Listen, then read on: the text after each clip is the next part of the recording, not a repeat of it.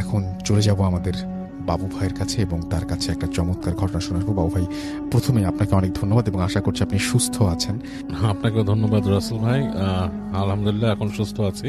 আচ্ছা, আর স্টুডিওতে আসতেই চাই, আর যতদিন ভূতের মাঝে আসবোই ইনশাআল্লাহ, এই আর কি। তো এইটা কাহিনীটা রাসেল ভাই আমাকে বলেছে অনিক চট্টোপাধ্যায়, সে কলকাতার ছেলে। ওর প্রথম ইউনিভার্সিটি লাইফের কাহিনী। সো সে ওই সময়টায় পড়াশোনা করতে যায়, আজ থেকে 5-7 বছর আগে আর কি। আচ্ছা, সে নয়নিতালে পড়াশোনা করতে যায়। আচ্ছা। তো যে জায়গাটা পড়াশোনা করতে যায়, সে বলেছে ওই জায়গাটা বেশ মানে একটু শহর থেকে দূরে, লাইক সাবার্ব টাইপের একটা এলাকা, মানে মফস্বল শহর টাইপ। আচ্ছা। তো স্পেশালি ওই জায়গায় যাওয়ার কারণ হচ্ছে ও যে সাবজেক্টে পড়াশোনা করতে, এটার জন্য নাকি ওই জায়গাটাই ভালো ছিল তার। তো ও যখন যায় ওখানে যাওয়ার জন্য, সারাদিন আপনার জার্নিতে চলে যায় ওর, এবং ও যখন ওখানে পৌঁছায় তখন প্রায় রাত 8টা-9টা বাজে, এরকম একটা সময়। তো বাস থেকে নামার পরে ও দেখে যে বেশ জনশূন্য আর কি, কাইন্ড অফ লাইক মানুষজন একদমই নাই বলা চলে। তো হেঁটে হেঁটে আসে, এসে দেখে যে একজন আছে, মানে রাস্তায়, মানে মুদি বিক্রেতা, যে চকলেট, সিগারেট এই ধরনের কিছু জিনিস বিক্রি করে।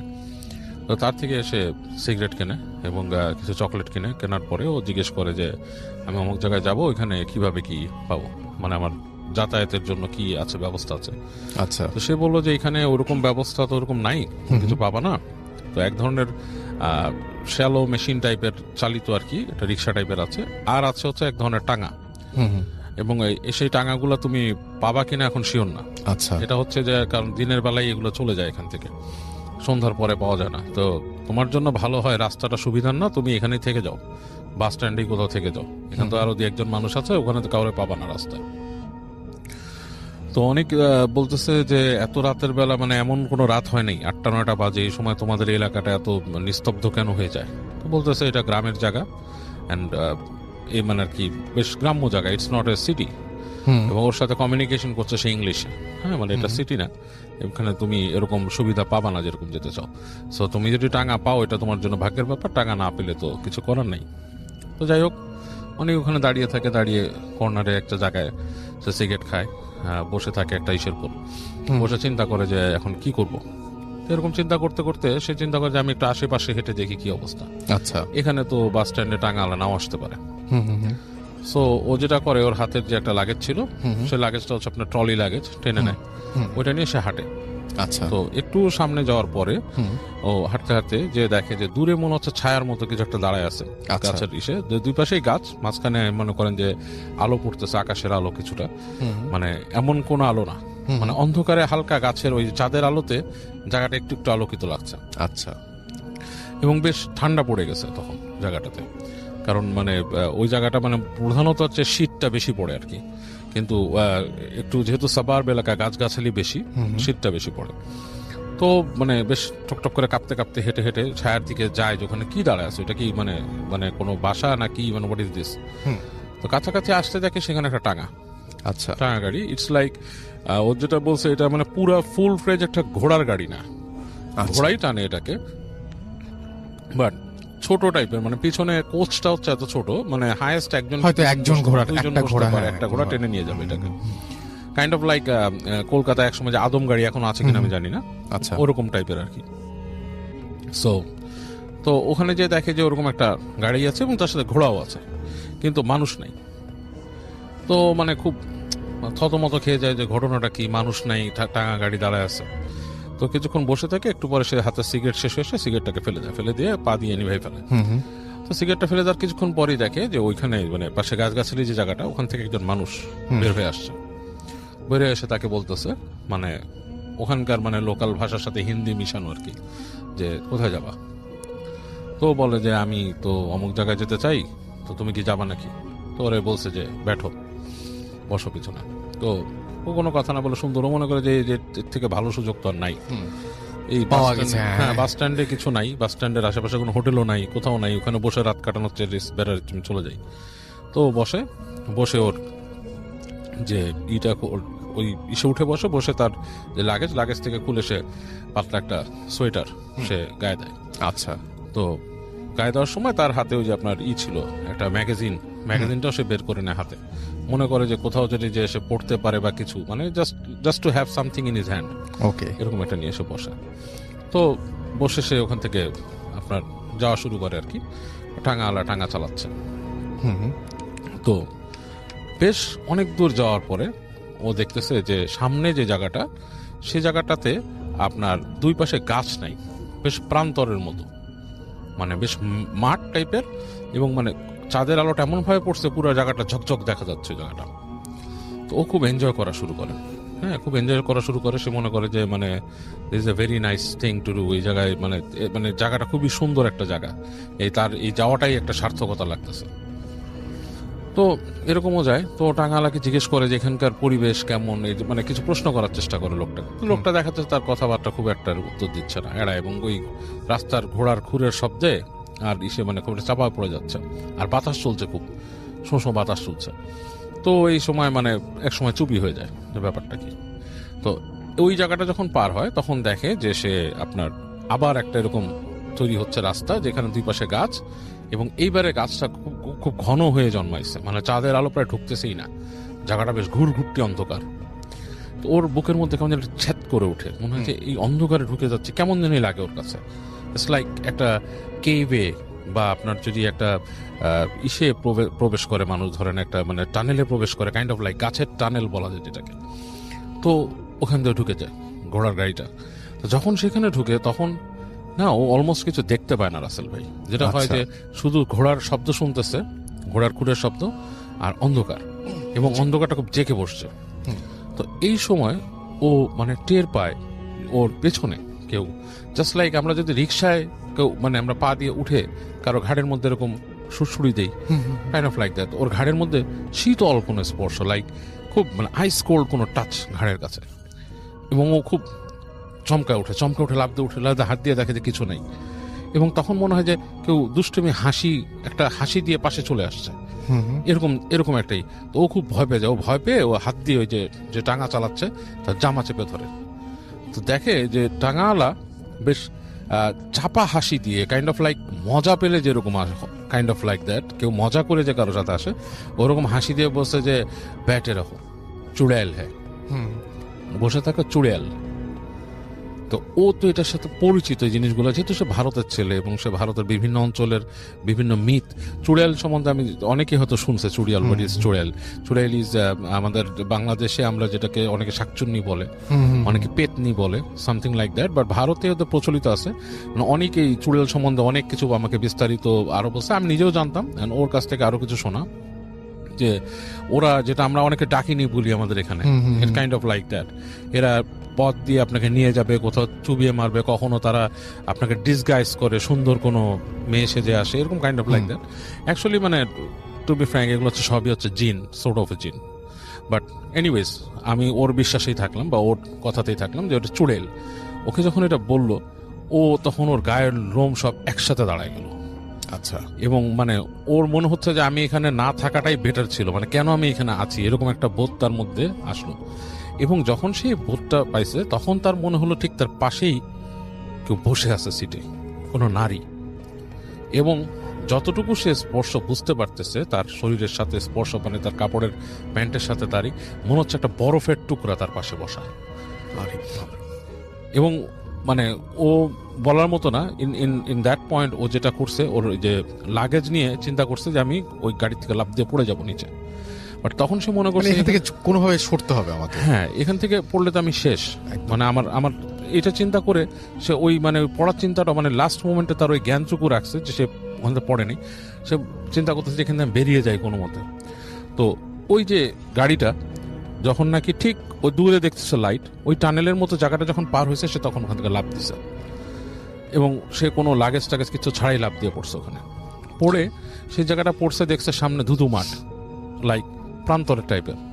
দৌড়ানো শুরু করছে, দৌড়াচ্ছে। ওর বুঝতে পারতেছে ওর পিছনে কিছু আসতেছে কিনা। দৌড়াতে অনেক দূর পর্যন্ত গেছে, যে দেখছে যে একটা বাসার মতো, মানে কয়েক সারি বাসা ওখানে আর কি, এরকম মানে একতলা বাসার মতো আছে, সেখানে হয়তো বার্ন টার্ন গোয়াল টোয়াল আছে এরকম কিছু। তো ওখানে বাসার সামনে গেছে, তো ফিরে দেখে যে পেছনে একটা নারী মূর্তি আসতেছে, নারী মূর্তি কিভাবে বুঝছে, সে চুল উঠতেছে চাঁদের আলোয় দেখতেছে, এবং মানে সেটা মানে মানে খুব স্বল্প বসনা উড়ে আসতেছে, এবং মনে হচ্ছে মাটির থেকে মানে মাটিতে হেঁটে না, মানে মাটিতে বাতাসে সে ভেসে আসছে মাটির কাছাকাছি সময় ধরে। এবং ওর যখন খুব কাছে চলে আসছে তখন সে ওখানে জ্ঞান হারায় ফেলছে, তখন আর তার জ্ঞানটা থাকেনি। তো পরবর্তীতে মানে ও জানে না কতক্ষণ সে বেহুশ ছিল, ওর হুঁশ ফিরে দেখে যে একটা ঘরের মধ্যে সে, এবং সেখানে আপনার এই জ্বলতেছে, বাতি জ্বলতেছে কম পাওয়ারের, একটা লোক, তার সাথে একটা মহিলা, তারা, এবং সে মহিলাকে দেখেও ভয় পাওয়া শুরু করছে, প্রচন্ড ভয় পাচ্ছে। তখন তাকে বলতে, কি হয়েছে তোমার, জিজ্ঞেস করতেছে, বলতেছে যে আমি তো আসছি, আমি বাইরের থেকে আসছি, ক্যালকাটা থেকে আসছি, এখানে এরকম এরকম সিচুয়েশন, কিছু কিছু বলতে পারছে আর কি। তখন তাকে বলছে যে এটা কিছু না, এখানকার রাস্তাঘাটে রাতের বেলা এরকম অনেক কিছু দেখা যায়, সো তুমি চিন্তা করো না, তুমি এখানে আসো আমাদের বাসায়, তুমি থাকো, তারপর তোমাকে সকালে আমরা পৌঁছায় দেওয়ার ব্যবস্থা করবো। তো অনেকের রাতে খুব জ্বর আসে, মারাত্মক আকাশ পাতাল জ্বর, এবং সে তখন শুধু কষ্ট করে মানে বোঝাতে সক্ষম হয় ওদেরকে যে আমি যেই কলেজে বা ইউনিভার্সিটিতে আসছি ওখানে একটু খবর দেন, ওখানকে কেউ এসে আমাকে নিয়ে যাবে, এবং আলটিমেটলি তারা এসে ওকে নিয়ে যায়। এবং ও ওখানে পরে ছিল বহুত দিনই, ওখানে সে গ্র্যাজুয়েশনটা কমপ্লিট করছে অনেক, এবং ওই এলাকাতে এই ধরনের প্রচুর আরো মিথ আছে, এবং আরো এই ধরনের কিছু কিছু কাহিনী আছে। সে বলছে যে he can send me over letter on, যে ওখানকার ঘটনা আরো যেগুলো আছে, সেটা মানে এই সাবার্ব এলাকা, কিছুটা পাহাড়ি টাইপের এলাকা হতে নাকি এই ধরনের জিনিস অনেক বেশি দেখে। আর এই চুড়েল টাইপের ব্যাপারটা কিন্তু রাসেল ভাই আমি এর আগে অনেকের কাছে শুনেছি, একটা ফার্স্ট হ্যান্ড এক্সপিরিয়েন্স, যে আমি শুনেছি যে আমার নানারা একসময় পাকিস্তানে থাকতো, যখন দেশ ছিল বিভাগের আগে, তখন ওনারা শুনেছিল যে ওনার এক ফ্রেন্ড এরকম একদম ফার্স্ট হ্যান্ড এক্সপিরিয়েন্স, আমার নানার বন্ধু, আমার নানা মারা গেছে এখন, বাট ওনার এক বন্ধুর কথা বলছি, যে উনি গাড়ি দিয়ে আসছিলেন, এবং উনি দেখেছেন যে ঠিক আপনার গাড়ির সামনে একটা মহিলা দাঁড়িয়ে আছে, এবং ঠিক আমরা যেমন হিন্দি মুভি বা কোনোটাতে শুনি যে লাইক কালো কাপড় পরা বা সাদা কাপড় পরা, কাপড়ের কালারটা আমার ঠিক মনে নাই, বাট এখনো মনে আছে, বলছে যে দাঁড়িয়ে ছিল এরকম, এবং উনি ওখানে থামান নাই গাড়িটা, উনি চালায় গেছেন গাড়ি। আচ্ছা, উনি চালায় যাওয়ার পর যেটা হয়েছে, গাড়ি ভেদ করে উনি চলে গেছে, মহিলাটার মুখটা মনে হলো উইন্ডশিল্ডের মধ্যে এসে একটা হাসি দিয়ে পার হয়ে গেছে, এবং উনিকে যখন পার হয়ে গেছে তখন ওনাকে নাকি বলছে যে তুই তোর গাড়িতে থাকাতে বেঁচে গেলি, এরকম আর কি ওখানকার ভাষায়। তো কারণ হচ্ছে ওনার গাড়ির যে রিয়ার ভিউ মিরর, ওখানে উনি একটা ছোট্ট কোরআন শরীফ ঝুলা রাখতো। তো আচ্ছা আচ্ছা আচ্ছা আচ্ছা আচ্ছা, হ্যাঁ, এটা কিন্তু অনেক আগের পাকিস্তান আমলের একটা ঘটনা। তো এই ধরনের জিনিস ভারত পাকিস্তানের বিস্তীর্ণ অঞ্চলগুলোতে কিন্তু অনেকেই দেখে, চুড়েল বা ডাকিনি যেটাকে বলে। এটাই Russell. Thank you so much, thank you.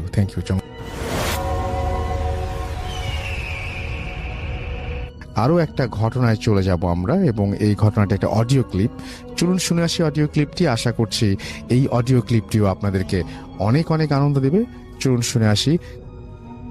আসসালামু আলাইকুম রাসেল ভাই, আসসালামু আলাইকুম লিসেনার। আশা করি আল্লাহর রহমতে সবাই ভালো আছেন। আমি আরিফ, আছি যশোর থেকে। আমি আজকে আপনাদের সাথে যে ঘটনাটি শেয়ার করতে যাচ্ছি সেটি আমার এক ছোট ভাই রোহানের কাছ থেকে শোনা। ঘটনাটি যশোর জেলার বাহাদুরপুর গ্রামের ঘটনা। এই ঘটনাটি ঘটে তাদের গ্রামের এক ছেলে শিমুলের সাথে। তো চলুন কথা না বাড়িয়েই সরাসরি ঘটনাতে চলে যাই। মূলত ঘটনাটি 2000 সালের ঘটনা। রোহান আমাকে ঘটনাটি যেভাবে বলেছে আমি ঠিক সেভাবেই আপনাদেরকে বলার চেষ্টা করছি। বলার মাঝে আমার সকল ভুল ত্রুটি সবাই ক্ষমা সুন্দর দৃষ্টিতে দেখবেন। সঙ্গত কারণে ঘটনাটি বাহাদুরপুরের কোন এলাকাতে ঘটেছে সে জায়গার নামটি আমি উল্লেখ করতে পারছি না। বাহাদুরপুর গ্রামের ছেলে শিমুল, তার বাবা ছিল না। তারা 3 ভাই বোন, সে মেজ এবং তার বড় বোন, এবং তার নিচে 6 বছরের একটি ছোট বোন আছে। 4 সদস্য নিয়ে তাদের পরিবার। শিমুলের বাবা মারা যাওয়ার পর তাদের দিনকাল খুব খারাপ কাটছিল, কারণ তাদের পরিবারের একমাত্র উপার্জন এবং সবার একমাত্র ভরসা ছিল তার বাবা। বাবা মারা যাওয়ার পর তাদের অবস্থা খুব করুণ হয়ে যায়।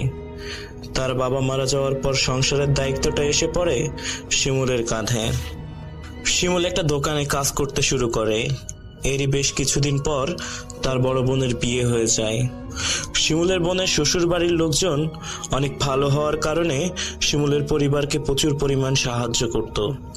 শিমুলের বোনের বিয়ের পর তাদের দিন একটু ভালো কাটতে থাকে। এভাবে প্রায় বছর খানিক কেটে যায় তাদের। এরই মাঝে একদিন হঠাৎ করেই শিমুলের মা খুব অসুস্থ হয়ে পড়েন। শিমুলের মা যখন অসুস্থ হয়ে যায় তখন গ্রামের ধান কাটার মৌসুম ছিল। বাড়িতে ধানের কাজের চাপ থাকার কারণে তার বড় বোন মাকে দেখতে আসতে পারেনি। তিনি জানান তার কয়েকদিন দেরি হবে আসতে। শিমুলদের গ্রাম থেকে তার বোনের শ্বশুর বাড়িটি ছিল প্রায় 3 থেকে 4 কিলোমিটার দূরে। এদিকে শিমুলের মায়ের অসুস্থ হওয়ার কারণে তার মায়ের চিকিৎসার জন্য কিছু টাকা প্রয়োজন হয়। তখন শিমুল তার বোনকে টাকার ব্যাপারে জানালে তার বোন তাকে বলে, আমার বাসায় এখন কাজের অনেক চাপ, তুই কাল এসে আমার থেকে কিছু টাকা নিয়ে যাস। যেই বলা সেই কাজ। পরের দিন শিমুল দোকান থেকে বাড়ি এসে দুপুরে খাওয়া দাওয়া শেষ করে। এরপর রওনা হয়ে যায় তার বোনের বাড়ির উদ্দেশ্যে। লিসেনার, এবার আপনাদেরকে শিমুলের বোনের বাড়ি যাওয়ার রাস্তার একটু বর্ণনা দিই।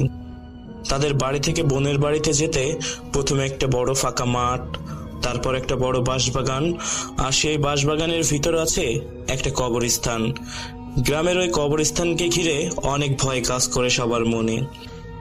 বাঁশবাগান পার হয়ে কিছু দূরে একটি বিশাল বাগান, তারপরেই তার বোনের বাড়ি। যাই হোক, সে তার সাইকেলে করে বোনের বাড়ির দিকে যায়। সে যখন তার বোনের বাড়িতে পৌঁছে যায় তখন প্রায় সন্ধ্যা। অনেকদিন পর শিমুল তার বোনের বাড়িতে যাওয়ায় বোনের সাথে কথা শেষ করতে করতে প্রায় রাত 8টার মতো বেজে যায়। তখন তার বোন তাকে বলে, ভালোই রাত হয়েছে, আজ রাতটুকু থেকে যা, কাল ভোরে চলে যাস। শিমুল বলে, বাসায় মা আর ছোট বোন একা আছে, তাই বাসায় না গেলে হবে না। যেহেতু তার মা অসুস্থ ছিল তাই শিমুলকে তার বোন বেশি জোর করেনি। লিসেনার, আর একটা বিষয় আপনাদেরকে বলে রাখা ভালো, শিমুলের বোনের বাড়ি যে গ্রামে, সেই গ্রামের থেকে একজন স্যার যার নাম ফজলু, সেই ফজলু স্যার শিমুলদের গ্রামে এসে ছোট ছোট বাচ্চাদের পড়াতো। এই কথাটি আগে বলার কারণ ঘটনার ভিতরেই আপনারা বুঝতে পারবেন।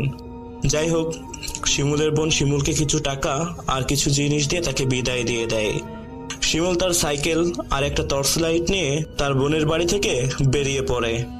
রাস্তা শেষ করেই সে যখন বড় বাগানটিতে প্রবেশ করে, হঠাৎ সে একটা ব্যাপার লক্ষ্য করে। তার চারিদিকে অন্ধকারের ভিতর অসংখ্য জ্বলন্ত চোখ তার দিকে তেড়ে আসছে। চোখগুলা দেখে তার কাছে মনে হয়েছে রাতে অনেক সময় আলো পড়লে কুকুর অথবা বেড়ালের চোখ যেমন জ্বলে, ঠিক তেমনি পশুদের চোখের মতো জ্বল করছে। সে যখন তার হাতে থাকা লাইটটি মারে সাইডে দেখার জন্য যে সেগুলো কি, লাইটের আলোতে কিছুই পায় না সে। আবার লাইটটি বন্ধ করলেই সে জিনিসগুলো সে দেখতে পাচ্ছে। এবার সে একটু ভয় পেয়ে যায়। সে এবার যখন দ্রুত সাইকেলে প্যাডেল করতে থাকে, ঠিক সেই মুহূর্তে সে শুনতে পায় তার পিছন থেকে যেন কিছু একটা দৌড়ে তার দিকে আসতেছে গোঙাতে গোঙাতে। এবার সে ভয়ে আতঙ্কিত হয়ে সাইকেলটি নিয়ে একটি গাছের সাথে ধাক্কা খেয়ে পড়ে যায়। পড়ে যাওয়ার পর সে তার লাইটের আলোতে দূরে খেয়াল করে শেয়ালের থেকে বড় আকারের 2টি জন্তু দাঁড়িয়ে গোঙাচ্ছে তার থেকে দূরে, আর তাদের চোখগুলো ঠিক সেই আলোর মতো জ্বলজ্বল করতেছে। এটা দেখে সে প্রচন্ড ভয় পেয়ে আল্লাহর নাম নিয়ে দৌড়াতে শুরু করে। দৌড়ানোর এক পর্যায়ে সে সেই বাগান থেকে বেরিয়ে একটা খোলা জায়গায় চলে আসে, যেটা ছিল সেই বাগান আর বাঁশবাগানের মাঝের খোলা অংশ। এদিকে সে ভয়ে দিশাহারা হয়ে পড়ে। সে কি করবে তা না বুঝেই সামনের দিকে দৌড়াতে থাকে। দৌড়াতে দৌড়াতে এবার সে এক পর্যায়ে বাঁশবাগানের ভিতরে কবরস্থানের ভিতরে পৌঁছে যায়। সামনে যে তার জন্য আরো খারাপ কিছু অপেক্ষা করতেছে সেটা সে বুঝতে পারেনি। সে যখন বাঁশবাগানের ভিতর দিয়ে লাইট নিয়ে দৌড়ে যাচ্ছিল, হঠাৎ করে তার চোখ পড়ে যায় সামনে একটা কবরের দিকে। সেদিকটাতে লাইট মেরে তাকিয়ে যেটা দেখতে পায়, এটা মনে হয় না এমন পরিস্থিতিতে কেউ দেখতে চাইবে। সে দেখে তার সামনে একটা নতুন কবর, আর সেই কবর থেকে লাশ উঠিয়ে কাফনের কাপড় ছিঁড়ে লাশ ছিঁড়ে ছিঁড়ে খাচ্ছে বিশাল 2টি জন্তু। এই জন্তু 2টি সেই জন্তু যা সে একটু আগে বাগানের ভিতরে গোঙাতে দেখেছিল। তার চোখের সামনেই লাশ ছিঁড়ে খাচ্ছে জন্তু 2টি, যাদের জিভ ঝুলে রক্ত বেয়ে পড়ছে। জন্তু 2টি সারা শরীরে বড় বড় লোমে ভর্তি। তাদের মুখটা অনেকটা মানুষ এবং কুকুরের মুখের আকৃতির। চোখের সামনে আবারও এমন ভয়ানক দৃশ্য দেখে সে আর নিজেকে ধরে রাখতে না পেরে চিৎকার দিয়ে আবার ভয়ে দৌড়াতে থাকে। দৌড়ানোর একটা পর্যায়ে সে এবার একটা গর্তে পড়ে যায়। গর্তে পড়ে যাওয়ার সাথে সাথেই তার হাতে থাকা লাইটটি ছিটকে সাইডে পড়ে যায়। এবার তার জ্বলন্ত লাইটের আলোতে দেখে একটু আগে সে যেই কবর থেকে লাশ তুলে খেতে দেখেছিল জন্তুগুলোকে, ঠিক সেই কবরের ভিতরেই সে পড়ে গেছে, আর তার থেকে কিছু দূরেই ছিঁড়ে খাওয়া লাশটি পড়ে আছে। এটা দেখা মাত্রই সে সেখানে জ্ঞান হারায়। ঠিক কতক্ষণ সে জ্ঞান হারিয়েছিল সে জানে না। তার জ্ঞান ফিরে কারোর ডাকে। সে জ্ঞান ফিরে দেখে তার সামনে সেই স্যারটি দাঁড়িয়ে তাকে ডাকছে। এটা সেই ফজলু স্যার, যে কিনা তাদের গ্রামে বাচ্চাদের পড়াতে যেত। পরিচিত মুখ দেখে তার যেন দেহে প্রাণ ফিরে আসে। সে এবার সেই স্যারকে সব কথা খুলে বলে। সব কথা শুনে স্যার তাকে বলে এই লাশটাকে আবার এই কবরের ভিতরে রেখে মাটি দিতে। সে ভয়ে পাথর হয়ে যায় স্যারের কথা শুনে। সে এবার স্যারকে প্রশ্ন করে, এটা কার লাশ? স্যার চুপ করে থেকে কিছুক্ষণ পরে তাকে ধমক দিয়ে বলে, আমি যেটা বলছি সেটা করো। সে আবারও সেই স্যারকে বলে, এটা কার কবর, আর লাশটিই বা কার, আর আপনিই বা কেন বলছেন এই লাশটিকে কবর দিতে? এবার তার সামনে থাকা স্যার উত্তরে যেটা বলল সেটা শুনে সে আবারও জ্ঞান হারায়। তার স্যার বলে উঠল, এই লাশটি আর কারণ না, এই লাশটি আমার লাশ, আর এটা আমার কবর। এটা বলে ইশারায় পাশে থাকা লাশের মুখের দিকে তাকিয়ে দেখতে বলল শিমুলকে। এবার শিমুল লাশের দিকে তাকিয়ে দেখে এটা আর কেউ না, সামনে থাকা সেই ফজলু স্যারের লাশ, আর এই লাশের মুখটি বিভৎস রকম হয়ে রয়েছে। এসব দেখে সে আল্লাহ বলে চিৎকার দিয়ে আবারও জ্ঞান হারিয়ে ফেলে সেখানে। পরে যখন তার জ্ঞান ফেরে সে দেখে একটা মসজিদে সে শুয়ে আছে। তার সামনে মসজিদের ইমাম সহ কয়েকজন মানুষ দাঁড়িয়ে আছে। এবার সে জ্ঞান ফেরার পর ভয়ে কেঁদে ফেলে। কিছুক্ষণ পর স্বাভাবিক হয়ে মসজিদের ইমামকে একে একে তার সাথে ঘটে যাওয়া সব ভয়ানক ঘটনা খুলে বলে। সবকিছু শুনে ইমাম সাহেব তাকে বলে, ফজরের ওয়াক্তে যখন ইমাম সাহেব মসজিদের দিকে আসে তখন তাকে সেই সদ্য দেওয়া কবরের পাশে পড়ে থাকতে দেখে। এরপরে ইমাম সাহেব মসজিদে এসে কিছু লোকজন ডেকে নিয়ে তাকে মসজিদে নিয়ে আসে। তারপর শিমুল ইমাম সাহেবকে প্রশ্ন করে সেই ফজলু স্যারের ব্যাপারে, যে কেন সে ফজলু স্যারকে দেখলো। তখন উত্তরে ইমাম সাহেব বলল, ফজলু স্যার গত 3 দিন আগে গলায় ফাঁস দিয়ে আত্মহত্যা করেছিলেন পারিবারিক অশান্তির কারণে। এটা শুনে শিমুল অনেকটাই ভয় পেয়ে যায়। এরপর সকালে শিমুলকে বাড়িতে পৌঁছে দেয় সবাই। এই ঘটনার পর শিমুল প্রায় মাসখানিক অসুস্থ ছিল এবং অসুস্থতার প্রতি রাতেই স্বপ্ন দেখত সেই ভয়ানক জন্তুগুলোকে নিয়ে। মাঝে মাঝে ঘুমের মাঝে চিৎকার চেঁচামেচি করতো সে। এরপর অনেক হুজুর কবিরাজ দেখিয়ে আস্তে আস্তে সুস্থ হয় শিমুল। তো লিসেনার, এই ছিল আমার ঘটনা। আশা করি ঘটনাটি আপনাদের ভালো লাগবে, আর আমার সকল ভুল ত্রুটি ক্ষমা করবেন।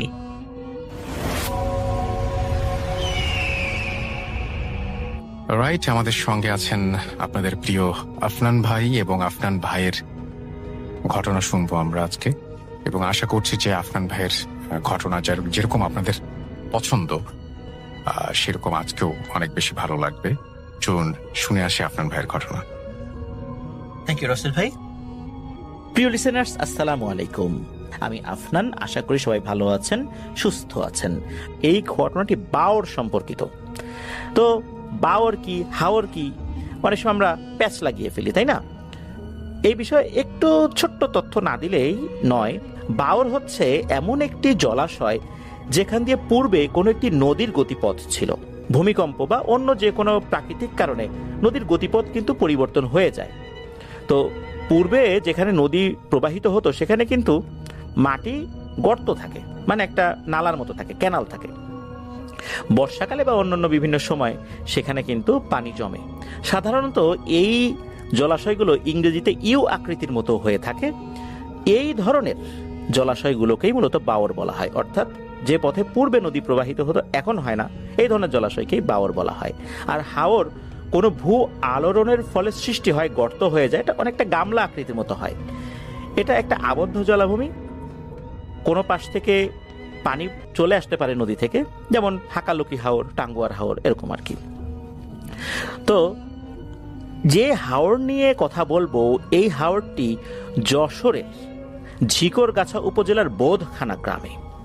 আর এই ঘটনাটি আমাদেরকে যিনি পাঠিয়েছেন তার নাম ইমরান হোসেন। ইমরান হোসেন ভাই, উনি একজন রেমিটেন্স যোদ্ধা ভাই, রয়েছেন সিঙ্গাপুরে। ওনার বাড়ি যশোর জেলার চৌগাছা উপজেলার পাশাপুল ইউনিয়নের পাশাপুল গ্রামে।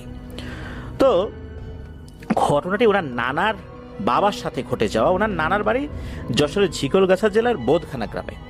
তো নানার নাম আবুল হক সর্দার। তবে ঘটনাটি ঘটেছিল নানার বাবার সাথে। আমরা বড় নানা বলে সম্বোধন করব। অনেক আগের ঘটনা তো, সালটা ওভাবে ঠিক মনে করতে পারেন নাই, তবে যতটুকু বোঝা যায় 1944-45 সালে এরকম আশেপাশে হবে আর কি। তো এই বোধখানা গ্রামে ওনার নানার বাড়ির পাশ দিয়ে বয়ে গেছে ছোট্ট একটা বাওর। গ্রামের মানুষ সেই বাওর থেকেই বর্ষাকালে মাছ ধরতো। আর যখন পানি শুকিয়ে যেত ওখানে বিস্তীর্ণ এলাকা জুড়ে বিভিন্ন ফসলের চাষ হতো, বিশেষ করে সরিষার চাষ বা অন্যান্য চাষগুলো সেখানে হতো। তো অনেক মানুষই বর্ষাকালে সেখান থেকে মাছ ধরে তাদের জীবিকা নির্বাহ করতেন। তো নানার বাবাও ছিলেন এমনই একজন। অভাবের সংসার, বিভিন্ন সময় বিভিন্ন কাজ করতেন। তাছাড়া নানার বাবা সুঠাম দেহের একজন মানুষ ছিলেন। বাওরে সবাই ছোট ছোট নৌকা, বিশেষ করে ডিঙি নৌকাগুলো ব্যবহার করত। অনেকে তাল গাছ দিয়ে বানানো এক ধরনের ছোট নৌকা দিয়ে মাছ ধরত। দিনে রাতে সবসময় মানুষ মাছ ধরতো। রাতের বেলা বিশেষ করে বড় বড় মাছ পাওয়া যেত, বড় বড় বোয়াল, এই ধরনের মাছ রাতের বেলা নাকি সেখানে পাওয়া যেত। তো নানার বাবা উনি রাত দিন বিভিন্ন সময় যখন সুযোগ পেতেন তখনই মাছ ধরতেন। বিশেষ করে রাতের বেলা উনি মাছ ধরতে বেশি স্বাচ্ছন্দ্য বোধ করতেন, বড় বড় মাছ পাওয়া যেত। তো একদিন উনি রাতের বেলা মাছ ধরার সরঞ্জাম সহ, গ্রামের ভাষায় কোচ, জাল, আরো বিভিন্ন ধরনের সরঞ্জামাদি রয়েছে, এগুলো নিয়ে উনি গিয়েছেন বাওরে মাছ ধরতে, ওই তাল গাছের ছোট ওই ডিঙি নৌকাটা নিয়ে। নিজের সুরক্ষার জন্য উনি সবসময় একটা গাছি দা রাখতেন। উনি মাঝে মাঝে খেজুরের গাছ কাটতেন। খেজুরের গাছ কাটার জন্য ধারালো এক ধরনের বড় দা দরকার হয়। তো ওই ধরনের দা ওনার কাছে সবসময় থাকতো। রাতের বেলা উনি ওই দাটা নিয়ে যেতেন। উনি প্রতিদিনের মতো ওই রাত্রে মাছ ধরতে গিয়েছেন। মাছ ধরতে ধরতে গভীর রাত হয়ে যায়। অনেক মাছ পেয়েছিল না উনি। হঠাৎ করেই উনি খেয়াল করেন যে দূর থেকে পানির পাক সৃষ্টি হয়েছে এবং ওই পাকটা আস্তে আস্তে ওনার দিকে আসতে শুরু করেছে। ওই জায়গাটা আসলে গভীর না, তারপর ওখানে পাক সৃষ্টি হয়েছে কেন? এটা তো স্বাভাবিক কোনো বিষয় নয়, ওখানে পাক সৃষ্টি হওয়ার কথা নয়। উনি যখন বুঝতে পারলেন এটা স্বাভাবিক কোনো কিছু না, তখন উনি নড়াচড়ে বসলেন। ওনার হাতে থাকা গাছি দাটা উনি হাতে রাখলেন। ওদিকে ওই পাকটা আস্তে আস্তে তার নৌকার দিকে এগিয়ে আসতে শুরু করেছে। তো যখন দেখলেন যে ওইটা নৌকার একদম কাছে চলে এসেছে, তখন উনি চিৎকার করে বলে উঠলেন, এই, আমার ক্ষতি করার জন্য যদি তুই এসে থাকিস তাহলে চলে যা, নইলে কিন্তু এক কোপে তোকে দুই খণ্ড করে ফেলবো, কেটে টুকরো টুকরো করে ফেলবো। পাকটা ওখানে থেমে যায়, কিছুক্ষণ পাক হতে থাকে, এরপর পাকটা নিমিষেই মিলিয়ে যায়, পানি একদম শান্ত হয়ে যায় আগের মতো। উনি তখন ভয়ে নৌকা ঘুরিয়ে পাড়ের দিকে যাওয়া শুরু করেছেন। যখনই পাড়ের দিকে নৌকা ঘুরিয়েছেন তখনই উনি দেখতে পান যে আরে একই, আমি কোথায়, পানি কোথায়, আমি কোথায় আসছি? নৌকা তো আর একটু আগাচ্ছে না, একটু আগাতে পারছেন না উনি নৌকা নিয়ে। উনি দেখলেন উনি একটি শস্য ক্ষেতের মধ্যে নৌকার উপর বসে আছেন, চারদিকে শুকনো। উনি মূলত মাছ ধরতে ধরতে বাওরের অনেক ভেতরে চলে গিয়েছিলেন। আর যখন উনি দেখতে পেলেন উনি একটি শস্য ক্ষেতের মধ্যে বসে আছেন, তখনই বুঝতে পারলেন উনি মারাত্মক এক বিপদে পড়ে গেছেন। উনি ওনার জানা বিভিন্ন দোয়া দুরূদ পড়তে থাকলেন। হঠাৎ করেই উনি দেখলেন যে আরে, এখন শস্য ক্ষেত কোথায়? উনি তো বাওরের মধ্যেই বসে আছেন। উনি তখন দ্রুত আবার নৌকা পাড়ের দিকে বাইতে শুরু করলেন। অল্প সময়ের মধ্যেই উনি নৌকা নিয়ে পাড়ে চলে আসেন। তবে এতক্ষণে কিন্তু আশেপাশে কোনো মানুষকে উনি দেখেন নাই। কেন এটাও বুঝতে পারছেন না। সাধারণত এই সময় অনেক মানুষই বিভিন্ন জায়গায় হারিকেনের আলো জ্বালিয়ে বা কুপির আলো জ্বালিয়ে মাছ ধরতে থাকেন, কিন্তু এখন মানুষের কোনো নামগন্ধই নেই। উনি যদিও বা সাহসী ছিলেন, তারপরও কেন জানি অনেক ভয় পেয়ে যান। উনি দোয়া দুরূদ পড়তে পড়তেই পাড়ের দিকে আগান, পাড়ের কাছে চলেও আসেন, পাড় থেকে নামেনও। উনি ওনার নৌকাটি ঘাটে বেঁধে মাছগুলো নিয়ে ভয়ে ভয়ে বাড়ির দিকে রওনা দেন। তো ওই সময় চাঁদের আলো মোটামুটি ছিল, খুব ছিল বিষয়টা এরকম না, মোটামুটি ছিল আর কি। তো উনি যখন ওই বাওরের নিচু জায়গা থেকে উঁচু জায়গার দিকে উঠছেন, মানে রাস্তার দিকে উঠবেন, তখন কিছুটা হোঁচট খেয়ে পড়ে যান। আর তখন ওনাকে কেউ পেছন থেকে বলে ওঠে, কিরে খোকা, পড়ে গেলি? কণ্ঠটা ওনার খুব পরিচিত লাগে। এটা শুনে উনি পেছন দিকে তাকান। তখন উনি দেখেন তাদেরই গ্রামের একজন হিন্দু ভদ্রলোক, যিনি ডক্টর ছিলেন, গ্রাম্য চিকিৎসক ছিলেন, খুব ভালো মানুষ ছিলেন, উনি দাঁড়িয়ে আছেন। আর ওনাকে বলছে, ওঠ ওঠ খোকা, ভয় পেয়েছিস নাকি? ওঠ, ভয়ের কিছু নাই। তখন উনি বলেন, মানে বড় নানা বলেন যে হ্যাঁ ডাক্তার কাকা বাবু, আমি ভয় পাইছি, ওই বাওরের মধ্যে একটু ভয় পাইছি আর কি। তখন ওই ডাক্তার বলেন ভয়ের কিছু নাই, যা যা বাড়িতে যা। এরপর বড় নানা যখন দাঁড়ান, শরীরটা একটু স্থির করে দাঁড়িয়েছেন আর কি, মাছগুলো তো পড়ে গিয়েছিল হোঁচট খেয়ে, ওগুলো যখন ওঠাতে যাবেন তখন উনি জীবনের সবচেয়ে ভয়ঙ্কর ভয়টা পেয়েছিলেন। ওই যে কাকা বাবু ডক্টর, গ্রাম্য চিকিৎসক, তখন এই বড় নানার মনে পড়ে, আরে এই ডাক্তার বাবুর সাথে যে উনি কথা বললেন, এই ডাক্তার বাবু তো বহুদিন আগেই মারা গেছেন, তাও 20-25 বছর আগে হবে। তখন ওই লোকটার দিকে উনি ফিরে তাকিয়েছেন, আর তখনই দেখেন যে ভয়ঙ্কর একটা অবয়ব ওখানে দাঁড়িয়ে আছে আর বিশ্রীভাবে হাসছে। উনি কি করেছেন, ওখানে সবকিছু রেখে, ওই দা মাছ যা যা আছে সব রেখে দিয়েছেন, বাড়ির দিকে দৌড়। তখন পেছন থেকে বলতেছে ওই অবয়বটা, কিরে খুব সাহস না, আমাকে না কেটে 2 টুকরো করে ফেলবি? তো কাট, দৌড়াস কেন, এত ভয় কিসের, সব ভয় চলে গেল, কিরে দাঁড়া দাঁড়া, এভাবে বলছে আর কি। উনি কিন্তু আর পেছন দিকে তাকান নাই, উনি তো ওনার মতো করে দৌড়াচ্ছেন। উনি একবারে ওনার বাড়িতে চলে আসেন। বাড়িতে আসার পর উঠানের উপর প্রচন্ড জোরে এক চিৎকার দিয়ে অজ্ঞান হয়ে যান। বাড়ির সদস্যরা তার চিৎকার শুনে ঘুম থেকে জেগে যায়, তাকে ধরাধরি করে ঘরের মধ্যে নিয়ে আসে। ওই রাত্রেই মসজিদ থেকে হুজুর ডেকে এনে ঝাড়ফুঁক করানো হয়। সকালবেলা ওনার হুঁশ ফেরে, তখন তার শরীরে প্রচন্ড জ্বর। সবাই যখন জিজ্ঞেস করে কি হয়েছিল, উনি তখন আস্তে আস্তে সবকিছু বলেন। এরপর বাওরের দিকে লোকজন গিয়েছেন, গিয়ে দেখেন যে ওনার সেই গাছি দাটা পড়ে আছে, এছাড়া মাছ বা অন্য কোনো কিছুই সেখানে ছিল না। তো ওনার যে জ্বর এসেছে, কোনো ওষুধেই এই জ্বর আর কমে না। অনেক ঝাড়ফুঁক করা হয়েছিল, তারপরেও কমে না। 3 দিন সর্বোচ্চ উনি স্টে করেছিলেন। এই জ্বরে আক্রান্ত হয়েই উনি মারা যান। স্থানীয় কবিরাজরা বলেছিলেন যে উনি ভয়ের খোলে পড়ে গেছেন, মানে হঠাৎ করে এই ধরনের ভয় যদি কেউ পায়, এতে যে প্রচন্ড জ্বর আসে, এই জ্বরে অনেকে মারা যান। তো উনি ভয়ের খোলে পড়ে গিয়েছিলেন, মানে হঠাৎ করে উনি যে এরকম ভয় পাবেন উনি তো কখনো কল্পনাতেই আনেন নাই। মূলত এই কারণে মারা গেছেন। ওই কবিরাজরা বলেছিলেন যে ওই জিনে যে তাকে মেরে ফেলেছে বিষয়টা এরকম না, ওই ভয়ের কারণে উনি মারা গিয়েছেন। তবে উনি যে সাহস দেখিয়ে ওই যে দা দিয়ে কোপ দেবেন এটা বলেছিলেন, এই জন্যই জিনটা ক্ষিপ্ত হয়ে তার কাছে চলে এসেছিল এবং ভয়ঙ্কর আকৃতিতে তাকে ভয় দেখিয়েছিল, এটাই কবিরাজরা বলেছিলেন। তবে এই ধরনের সাহস করা উচিত নয়, দোয়া দুরুদ পড়ে ওখান থেকে চলে আসা উচিত, এটাই অনেকে পরামর্শ দেন। বেশি সাহস করতে গেলে কিন্তু এই ধরনের বিপদ আপদ হয়ে যায়।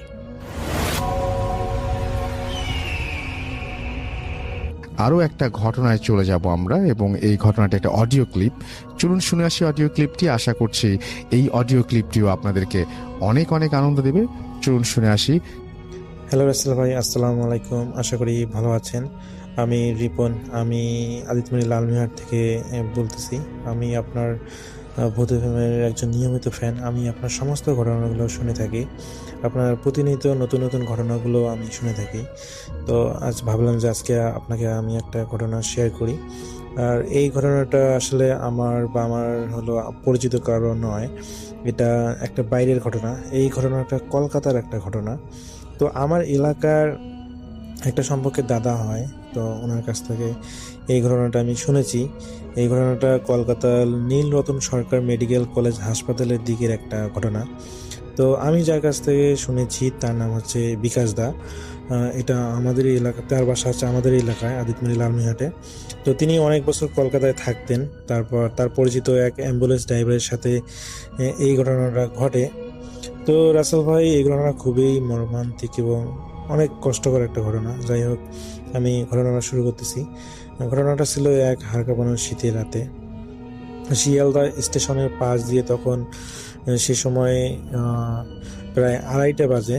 তো এনআরএস হাসপাতালের গেটের সামনে বিকাশদার সেই পরিচিত ড্রাইভার নাম হচ্ছে সমীর, সে তার অ্যাম্বুলেন্স নিয়ে দাঁড়িয়েছিল। তো চারপাশে একদম শুনশান, মাঝে মাঝে দুই একটা নেতি কুত্তা ডেকে উঠতেছে আর কিছু অদ্ভুত কিছু সাউন্ড হচ্ছে তিনি বলেন। তো হঠাৎ সমীর দেখলো যে কুয়াশার ভিতর দিয়ে একটা মেয়ে আসতেছে, পরনে খুব সাধারণ একটা সালোয়ার কামিজ, গায়ে পাতলা একটা ওড়না জড়ানো। মেয়েটা কাঁপতে কাঁপতে সমীরের কাছে এসে দাঁড়ালো। মেয়েটার মুখটা ফ্যাকাশে, চোখগুলো বসা। সে খুব ক্ষীণ গলায় বলল, দাদা আমাকে একটু বেহালা নিয়ে যাবেন? আমার মা খুব অসুস্থ, টাকার অভাবে আমি কোনো বড় গাড়ি ভাড়া করতে পারতেছি না। আমার কাছে মাত্র কিছু টাকা আছে, এগুলো দিয়ে আমাকে কি আমার মাকে বেহালাতে নিয়ে যেতে পারবেন? তো মেয়েটা তার হাতের মুঠো খুলে দেখালো।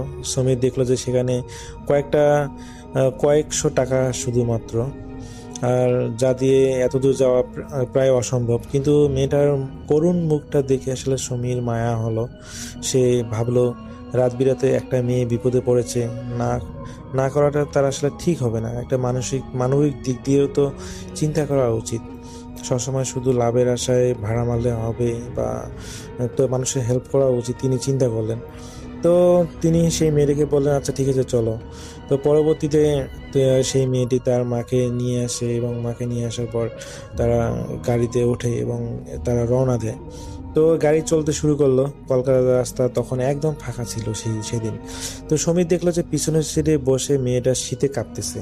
সে ভাবলো এসিটা বন্ধ করে দেয়া দরকার, কিন্তু সে তো এসি চালায়নি। সে এসির দিকে তাকালো এবং দেখলো যে এসি একদম বন্ধ।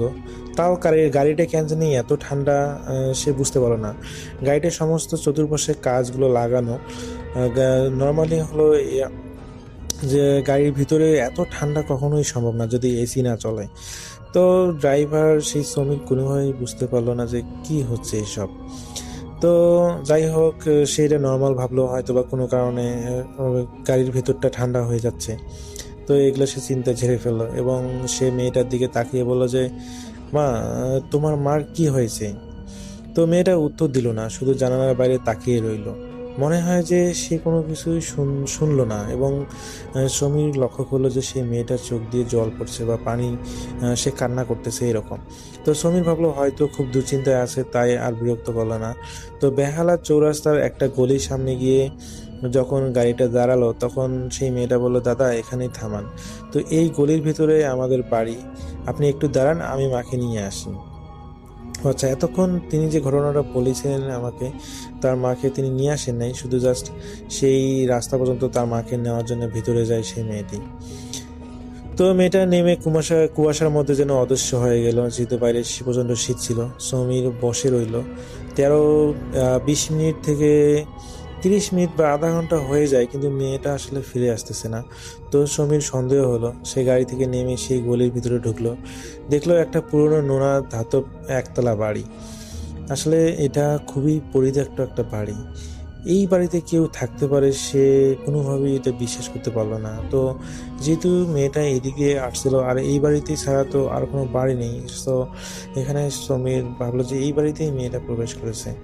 তো যখন সমীর সেই বাড়ির ভিতরে ঢুকলো, বিশেষ করে মেন দরজা পার হয়ে দেখলো যে সে বাড়িতে একটা মেইন গেট আছে এবং একটা দরজা। তো দরজাটা একটা টোকা দিতেই একটা বৃদ্ধ বেরিয়ে এলো। বৃদ্ধ না, ইনি হচ্ছেন বৃদ্ধা। তো সমীর সবটা খুলে বলল যে এরকম এরকম একটা মেয়ে এখানে এসেছে, আমাকে বলছে যে তার মাকে নিয়ে আসবে, আমাকে দাঁড়িয়ে থাকতে বলেছে। তো এই জন্য আমি দাঁড়িয়েছিলাম, কিন্তু আধা ঘন্টা পার হয়ে যাচ্ছে, তো মেয়েটা আসতেছে না, এই জন্য এখানে আসলে ভিতরে আসা। তো বৃদ্ধা কথাগুলো শুনে পাথর হয়ে গেলেন। ওনার চোখ দিয়ে টপ টপ করে জল পড়তে লাগলো। তিনি সমীরকে ঘরের ভিতরে নিয়ে গেলেন। দেয়ালের একটা ছবির দিকে আঙুল তুলে বললেন, বাবা তুমি কি এই মেয়েটাকে দেখেছো? তো সমীর দেখে তো চমকে উঠলেন, বললেন, হ্যাঁ এই মেয়েটাকে তো আমি দেখেছিলাম, আর এই মেয়েটার ছবি এখানে বাধাই করা কেন? তো বৃদ্ধা এটা শুনে কান্নায় ভেঙে বললেন, বাবা এই মেয়েটা আমার মেয়ে সুমিতা। আজ থেকে ঠিক 1 বছর আগে ওই NRS হাসপাতালেই মারা গেছে। তার খুব হার্টের একটা অসুখ ছিল, খুবই ক্রিটিক্যাল একটা অসুখ ছিল, যার কারণে আসলে আমরা গরিব মানুষ, যার কারণে ওইভাবে আমাদের টাকা পয়সা ছিল না, যার কারণে আমার অ্যাম্বুলেন্স ডাকতে অনেক লেট হয়ে গেছিলো, বা সেদিন আমরা অ্যাম্বুলেন্স পাইনি।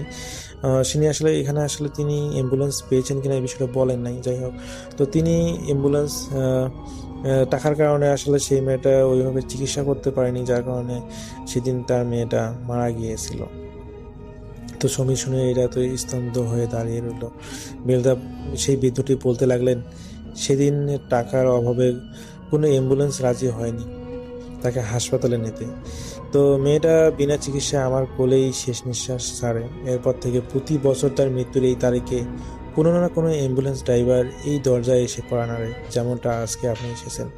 এরকম করে প্রতি বছরেই কোনো না কোনো ড্রাইভার এসে আমাকে ডাক দিয়ে জাগিয়ে তোলে এবং আমাকে এখানে তাদের সাথে পরিচয় হতে হয়। তো সমীর এটা শুনে কাঁপতে কাঁপতে সে নিজের গাড়ির দিকে ফিরল এবং ড্রাইভিং সিটে বসতে গিয়ে তার নজর গেল পাশের সিটে। সেখানে 5 টাকার কয়েকটা কয়েন আর 10 টাকার এবং 100 টাকার কিছু নোট ছিল, কিন্তু টাকাগুলো কেন জানি ভেজা। সমীর হাতে নিয়ে দেখলো সেগুলো কোনো পানি না, সেগুলো রক্ত মেশানো চোখের জল। তো রাসেল ভাই ভাবুন একবার, আসলে একটা মেয়ে মারা যাওয়ার পর তার মায়ের জন্য কতটা টান অনুভব করলে প্রতি বছর ফিরে আসে, অথচ বেঁচে থাকতে একটু টাকার জন্য বা একটু টাকার অভাবে সে কোনো অ্যাম্বুলেন্স পায়নি, আর অ্যাম্বুলেন্স পেলেও আসলে তারা তাকে সাহায্য করতে রাজি হয়নি। আসলে আমাদের মানবতা এখন মানে কত ভয়াবহ। আসলে মানুষ সবসময় টাকার পিছনে ছোটে, কখনো কাউকে সাহায্য করতে চায় না। তো কলকাতার এই বিকাশ ভাইয়ের ঘটনাটা আমার কাছে খুবই ভালো লেগেছিল, যার কারণে আমি চিন্তা ভাবনা করেছিলাম যে আপনাদের ভূতে ভেবে আমি শেয়ার করব। আসলে অনেকদিন থেকে শেয়ার করতে চাচ্ছিলাম ঘটনাটা, তো আজকে শেয়ার করলাম। জানি না কতটুকু ভালো লেগেছে, আর ঘটনার মধ্যে ভুল ত্রুটিগুলো ক্ষমা সুন্দর দৃষ্টিতে দেখবেন। তো এই ছিল আমার ঘটনা। সবাই ভালো থাকবেন, সুস্থ থাকবেন। আল্লাহ হাফেজ।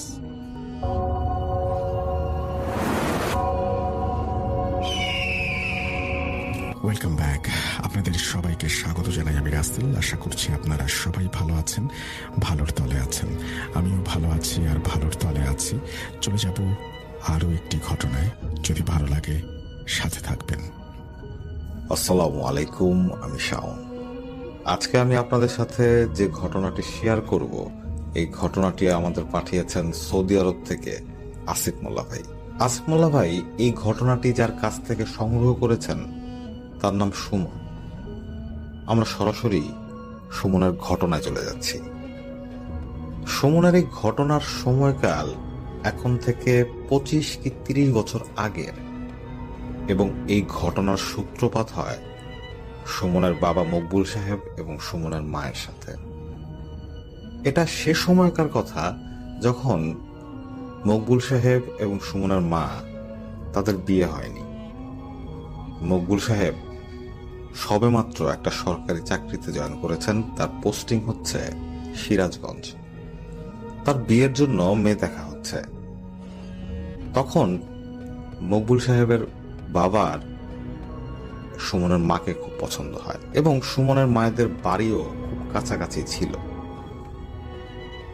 এবং মকবুল সাহেবও তার বাবার এই পছন্দ মেনে নেন এবং তাদের বিয়ে হয়ে যায়। কিন্তু এখানে একটা সমস্যা ছিল, সেটা হচ্ছে মকবুল সাহেবের এক চাচাতো ভাই ছিল যার নাম হচ্ছে সাত্তার। এই সাত্তার একটু উগ্র প্রকৃতির লোক, ছোটবেলা থেকেই সে রকচটা। এই সাত্তার পছন্দ করত সুমনের মাকে, কিন্তু সুমনের বাবা অর্থাৎ মকবুল সাহেব সরকারি চাকরিজীবী হওয়ায় এবং ওয়েল স্টাবলিশড হওয়ায় তার সাথেই সুমনের মায়ের বিয়ে হয়। এই ব্যাপারটা সাত্তার মেনে নিতে পারছিল না। এছাড়াও সাত্তারদের সাথে মকবুল সাহেবদের জায়গা জমি নিয়েও খুবই বিরোধ ছিল। মকবুল সাহেব বিয়ে করার 2 থেকে 3 দিন পর চলে যান তার চাকরিস্থলে, এবং সুমনের মা রয়ে যান সুমনের দাদা বাড়ি। সাত্তার প্রতিশোধ নেওয়ার জন্য পাগল হয়েছিল। সে এই ঘটনার পর থেকে, অর্থাৎ সুমনের বাবা মার বিয়ের পর থেকে আরো উগ্র হয়ে যায়। সে সবসময় চিন্তা করতে থাকে কিভাবে এদের ক্ষতি করা যায়। সাত্তারের এই কীর্তিকলাপ মকবুল সাহেব জানতেন না। তিনি ছিলেন তখন তার চাকরিস্থলে। কয়েক সপ্তাহ পর তিনি যখন বাড়িতে ফেরেন, তখন সুমনের মা মকবুল সাহেবকে সাত্তারের এসব কাজের বিবরণ দেন এবং সুমনের মাই মকবুল সাহেবকে বলেন যে এখানে থাকাটা আমাদের জন্য নিরাপদ হবে না। সুমনের মা সুমনের বাবাকে এটাও বলেন, আমাদের যদি এখানে থাকতেও হয় সেক্ষেত্রে তোমাদের সাথে ওদের জায়গায় নিয়ে যে বিরোধটা আছে সেটা মিটিয়ে ফেলা ভালো। তা না হলে এরা যে পরিমাণ উগ্র আচরণ করছে সেক্ষেত্রে যে কোনো কিছু হওয়াই সম্ভব। তখন মকবুল সাহেব চিন্তা করেন যে তার স্ত্রী খুব গুরুত্বপূর্ণ একটা কথা বলেছেন, তাই তিনি এলাকার সবাইকে, অর্থাৎ এলাকার বয়োজ্যেষ্ঠ যারা ছিল বা মাতব্বর যারা ছিল তাদেরকে বলেন যে তিনি তার অংশের ভাগ চান। মকবুল সাহেব যখন তার অংশের ভাগ চাইলেন তখন একটা ঘটনা ঘটলো। সেটা হচ্ছে মকবুল সাহেবের আপন ভাই এবং মকবুল সাহেবের চাচাতো ভাইয়েরা এবং চাচারা একজোট হয়ে গেল।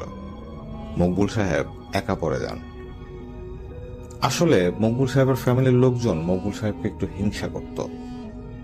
তারা মনে করত মকবুল সাহেব যেহেতু সরকারি চাকরিজীবী তাই তার এত জায়গা সম্পত্তির দরকার নেই, তিনি নিজেই তো অনেক টাকা কামাবেন।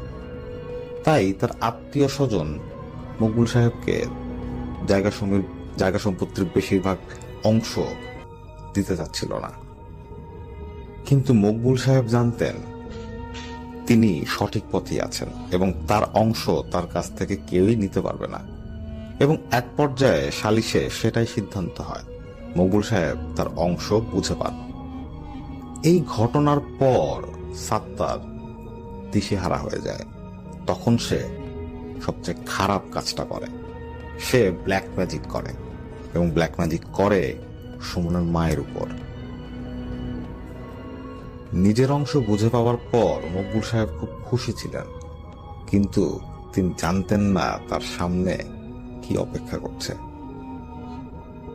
সাত্তার এই ফ্যামিলিটার উপর খুব খারাপ ধরনের ব্ল্যাক ম্যাজিকই করেছিল বলেই আমরা জানতে পারি এবং সুমনের পরিবার এই ব্ল্যাক ম্যাজিকের খুব খারাপ একটা পরিস্থিতির শিকার হয়েছিল। সুমনের মায়ের সাথে প্রথম যে ঘটনাটা ঘটে সেটা হচ্ছে একদিন সন্ধেবেলা সুমনের মা তার ঘর থেকে বের হন তার হাঁস মুরগিগুলোকে খোয়ারে ঢোকাবার জন্য। তখন সন্ধ্যা হবে এরকম একটা সময় সুমন ভাইয়ের মা দেখেন তিনি প্রায় সবগুলো হাঁস মুরগিকেই খোয়ারে ঢুকাতে পেরেছেন, কিন্তু তার আরেকটা হাঁস একটু দূরে দাঁড়িয়ে আছে। সুমনের মা একটু অবাক হন, কারণ তিনি হাঁসটাকে চেনেন, এটা তাদেরই হাঁস এবং হাঁসটা সব সময় নিজের মতো করেই ঘরে ঢুকে যায়, কিন্তু আজকে সে কেন দূরে দাঁড়িয়ে আছে। সুমন ভাইয়ের মা কৌতূহলী হয়ে একটু এগিয়ে যান এবং সেই হাঁসটাকে ধাওয়া দিতে থাকেন যাতে তিনি, অর্থাৎ সেই হাঁসটা তার খোয়ারের দিকে চলে যায়। কিন্তু হাঁসটাকে ধাওয়া দেওয়ার পর, অর্থাৎ হাঁসটাকে যখন সুমন ভাইয়ের মা ধরতে গেলেন তখন সেই হাঁসটা ঠিক সেই বাড়ির পাশে একটা জঙ্গলের দিকে চলে যায়। জঙ্গলটা বেশি বড় ছিল না, খুব ছোটখাটো একটা জঙ্গল। সুমন ভাইয়ের মাও সেই হাঁসটার পেছনে পেছনে সে জঙ্গলের ভেতর ঢুকে যান। কিছুক্ষণ যাওয়ার পর সুমন ভাইয়ের মা দেখতে পান সেই হাঁসটা একটা গাছের নিচে দাঁড়ালো এবং সেখানে দাঁড়িয়েই রইল। সুমন ভাইয়ের মা একটু অবাক হন, কারণ হঠাৎ করেই হাঁসটা দাঁড়িয়ে গেছে। ব্যাপারটা এরকম যে হাঁসটা আর যেতে যাচ্ছে না বা তার যাওয়ার কোনো ক্ষমতা নেই। সুমন ভাইয়ের মা ধীরে ধীরে হাঁসটাকে ধরার জন্য এগিয়ে যান। তিনি যখন সেই গাছটার কাছাকাছি এসে দাঁড়ালেন তখন তিনি একটা ভয়ঙ্কর গর্জনের শব্দ শুনতে পান। গর্জনটা খুব লাউড ছিল না, কিন্তু যতটুকু ছিল ততটুকুতেই সুমন ভাইয়ের মা খুব ভয় পেয়ে যান। তার মনে হতে থাকে যে এই গাছের আড়ালে যে জিনিসটা দাঁড়িয়ে আছে, যেটাকে তিনি দেখতে পাচ্ছেন না, সেটা খুবই ভয়ঙ্কর এবং তাকে হয়তো আক্রমণ করে বসতে পারে। তাই সুমন ভাইয়ের মা সে হাঁসটাকে রেখেই বাড়ির দিকে দৌড় দেন। তিনি বাড়িতে আসার পর তার শ্বশুর শাশুড়িকে এই ঘটনাটি বলেন। সুমন ভাইয়ের মা পুরো ঘটনাই যখন তার শ্বশুর শাশুড়িকে বলছিলেন, তখন তার শ্বশুর খুব রেগে যান।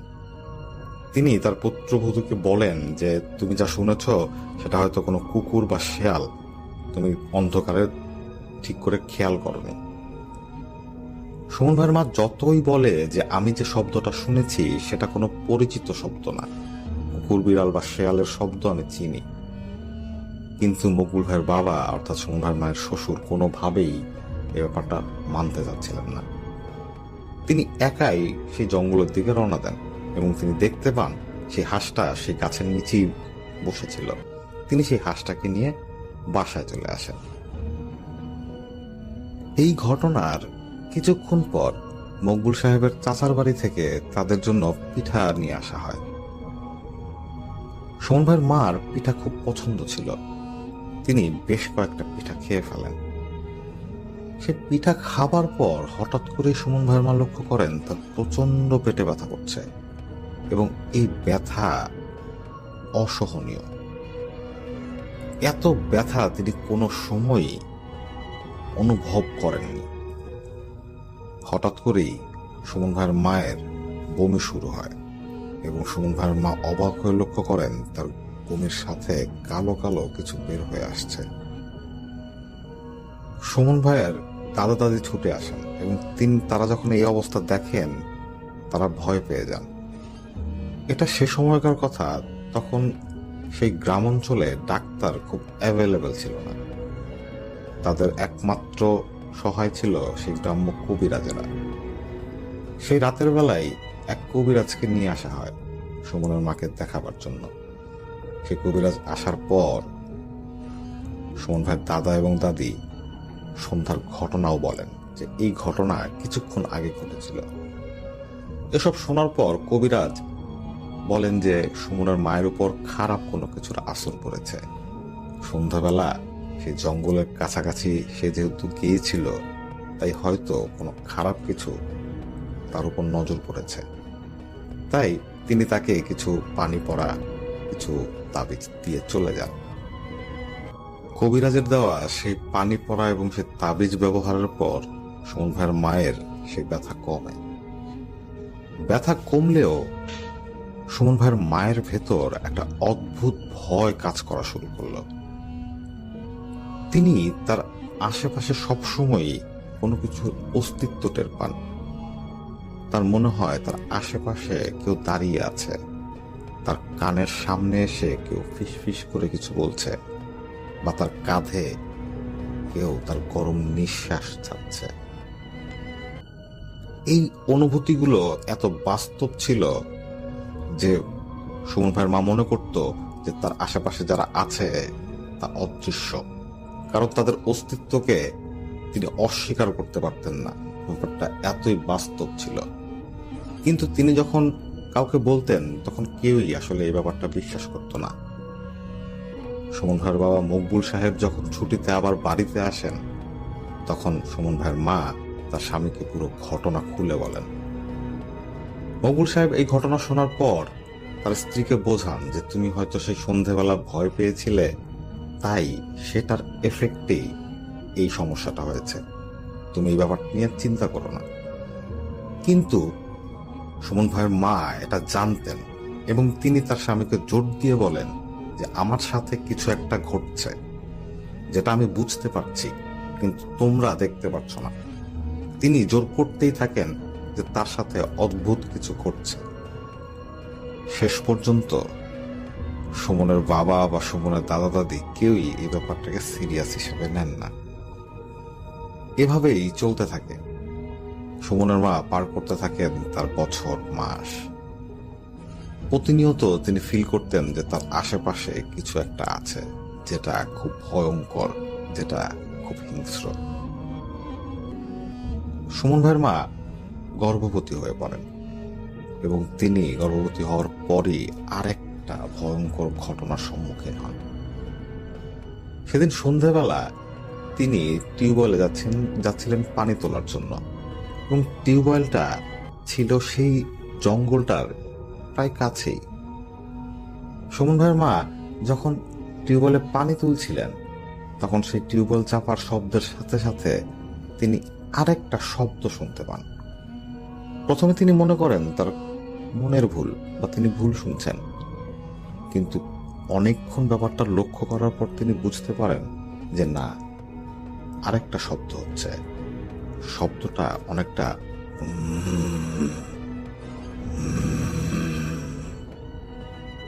এরকম।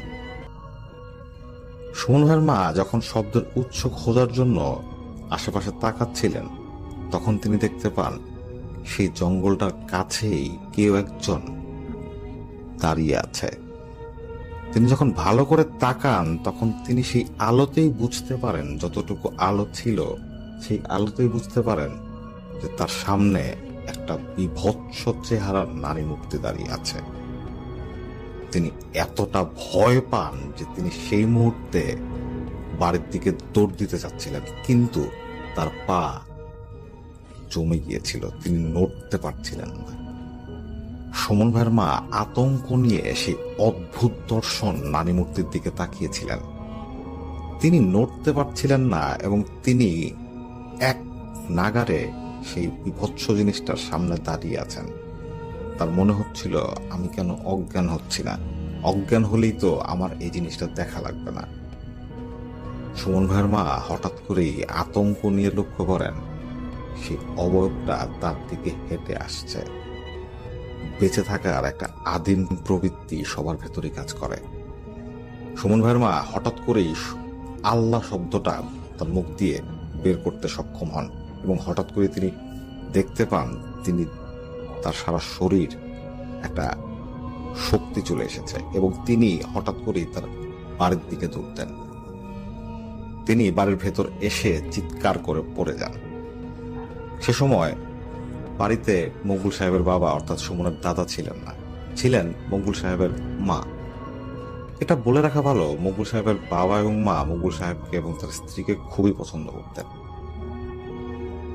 মকবুল সাহেবের মা যখন সুমনের মাকে এসে উঠানের ভেতর পান, তখন তিনি তাকে ধরে বাসায় নিয়ে যান এবং তিনি কিছুক্ষণ তাকে সেবা শুশ্রূষা করার পর তিনি যখন ঠান্ডা হন, অর্থাৎ সুমন ভাইয়ের মা যখন ঠান্ডা হন, তখন সুমন ভাইয়ের দাদি তার পুত্রবধূকে জিজ্ঞেস করেন যে সমস্যা কি হয়েছে।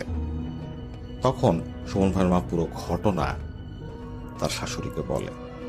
এই কথা শোনার পর সুমন ভাইয়ের মা তার পুত্রবধূকে, সুমন ভাইয়ের মা তার শাশুড়ির কাছ থেকে শুনতে পান, অর্থাৎ সুমন ভাইয়ের দাদি তার স্ত্রীকে, তার পুত্রবধূকে বলে যে গর্ভবতী থাকা অবস্থায় মেয়েরা অনেক সময় এসব দেখে, এগুলা সিরিয়াসলি নিতে হবে না এবং এই সন্ধেবেলা অর্থাৎ এসব অসময়ে কোনো সময় বাইরে যাওয়া যাবে না, আর এসব জিনিস দেখলে সূরা পড়তে হবে এবং পরিষ্কার পরিচ্ছন্ন থাকতে হবে।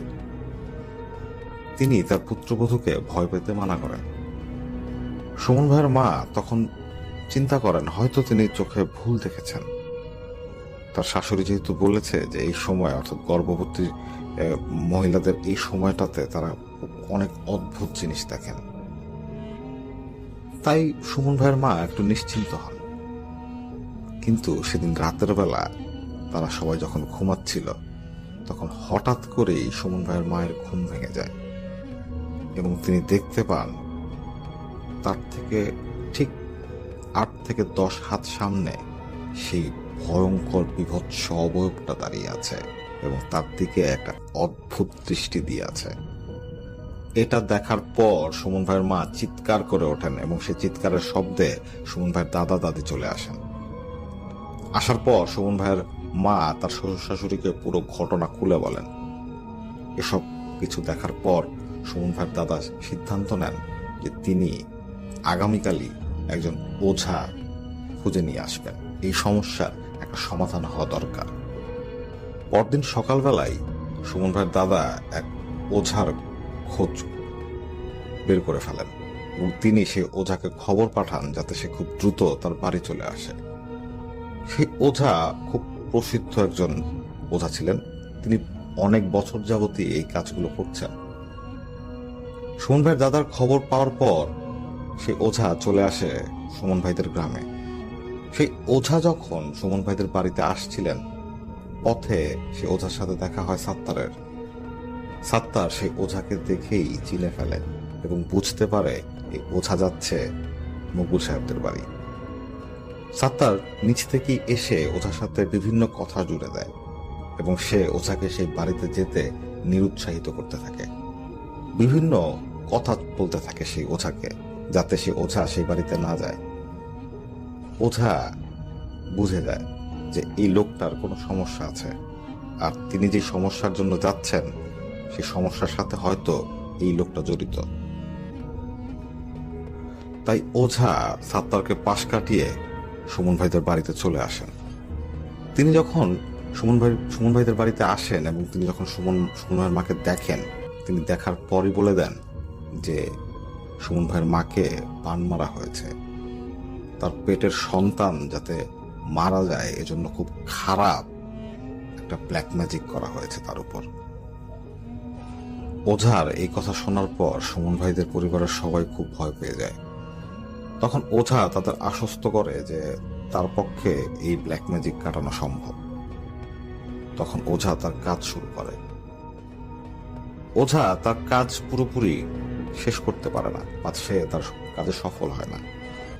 ওঝার কাজে সুমন ভাইয়ের মা সুস্থ হন, কিন্তু পুরোপুরি না। আগে সুমন ভাইয়ের মা সেই অবয়বটাকে তার চোখের সামনে দেখতে পেতেন, কিন্তু এখন তিনি তার স্বপ্নে দেখেন এবং সেই স্বপ্নে সেই অবয়বটা তাকে বলে যে তোর বাচ্চাটাকে আমি নিয়ে যাব, এরপর নিয়ে যাব তোকে। একটা কাজ কর, তুই আগে চলে আয়, কোনো ঝামেলা হবে না। আর তুই যদি না আসিস তাহলে তোর স্বামীকে মেরে ফেলব। প্রত্যেক রাতেই সুমন ভাইয়ের মা এই স্বপ্ন দেখতেন। প্রথম তিনি তার শ্বশুর শাশুড়িকে আর এই বিষয়টা জানাননি, কারণ অলরেডি তার কারণে তার শ্বশুর শাশুড়ি অনেক সমস্যার মধ্যে দিয়ে যাচ্ছেন। কিন্তু সুমন ভাইয়ের দাদা দাদি তার পুত্রবধূর এই সমস্যাটা টের পেয়ে যান, কারণ তারা লক্ষ্য করেন সুমন ভাইয়ের মা ঘুমের মধ্যে বিভিন্ন কথা বলতে থাকেন এবং কার সাথে জানি ঝগড়া করেন, বাকবিতণ্ডা করেন। একদিন সকালবেলা সুমন ভাইয়ের দাদি সুমন ভাইয়ের মাকে জিজ্ঞেস করেন যে তুমি রাতের বেলা কার সাথে কথা বলো, কি হয় তোমার কি কোনো সমস্যা হচ্ছে? তখন সুমন ভাইয়ের মা তার শাশুড়িকে পুরো ঘটনা বলেন যে মা, আমি এখন সেই অবয়বটাকে হয়তো চোখের সামনে দেখি না, কিন্তু সে আমার স্বপ্নে প্রত্যেক দিন আসে।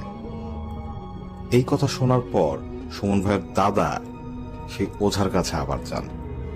ওঝা সবকিছু শুনে বলে যে ব্ল্যাক ম্যাজিকের একটা এফেক্ট থেকে যায়, এটাও থেকে যাবে, কিছুদিন পর নিজেই চলে যাবে।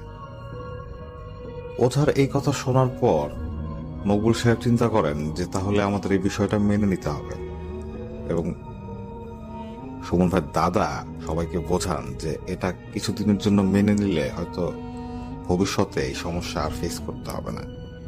তাই সবাই এই সমস্যাটিকে নিজেদের মনের ভেতরে মেনে নেয় যে এটা হবেই।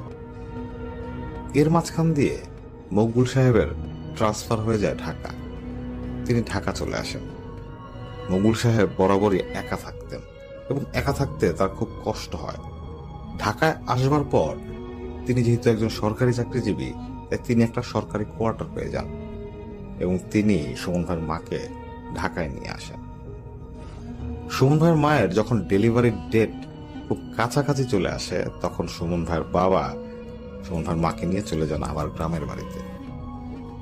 সুমনের বাবা মারা তাদের গ্রামের বাড়ি আসার কিছুদিন পরেই সুমনের জন্ম হয়।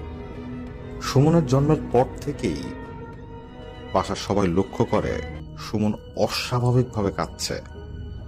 তার কান্না কোনোভাবেই থামানো যাচ্ছে না। সে কাঁদতে কাঁদতে এক পর্যায়ে নীল হয়ে যাচ্ছে এবং তার হাত পা সে ছড়িয়ে দিচ্ছে। দেখলে মনে হবে সে এখন মারা যাবে, এরকম একটা অবস্থা। সবাই খুব ভয় পেয়ে যায়। তখন সুমন ভাইয়ের দাদা সে ওঝাকে নিয়ে আসেন এবং সে ওঝা কিছু ঝাড়ফুঁক করে দেওয়ার পর সুমন ভাই মোটামুটি সুস্থ হয়ে ওঠেন। এভাবেই তাদের জীবন চলে যাচ্ছিল। জন্মের পর থেকেই সুমন ভাইয়ের স্বাস্থ্যের কোনো উন্নতি হয় না, তিনি খুবই রোগা। সুমনকে তার বাবা মা ডাক্তার দেখায়, ডাক্তারেরা সুমনের কোনো সমস্যা খুঁজে পায় না, কিন্তু সুমনকে দেখলে যে কেউ মনে করবে এই ছেলে খুবই অসুস্থ, কারণ তার শরীরে কয়টা হাড় আছে তা গুণে বলে দেওয়া যায়। একসময় সুমনও তার এই সমস্যা মেনে নেয়। জীবন তো মানুষের একটাই, এই চিন্তা করেই সে আর এই বিষয়টা নিয়ে মাথা ঘামায় না। এভাবেই সুমন বড় হচ্ছিল। সুমন মোটামুটি যখন প্রাপ্তবয়স্ক এবং সবকিছু বুঝতে পারে, তখন সুমন একটা বিষয় লক্ষ্য করত।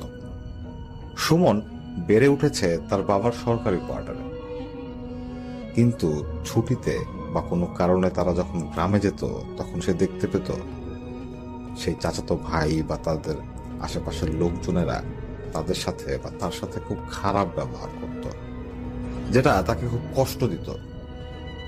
এবং সুমন এটাও বুঝে যে তার সাত্তার নামের যে চাচা আছে, সেই চাচা তাকে দুই চোখে দেখতে পারে না, এবং সেই চাচা মাঝে মধ্যে তাকে চটথাপ্পড় দেয়।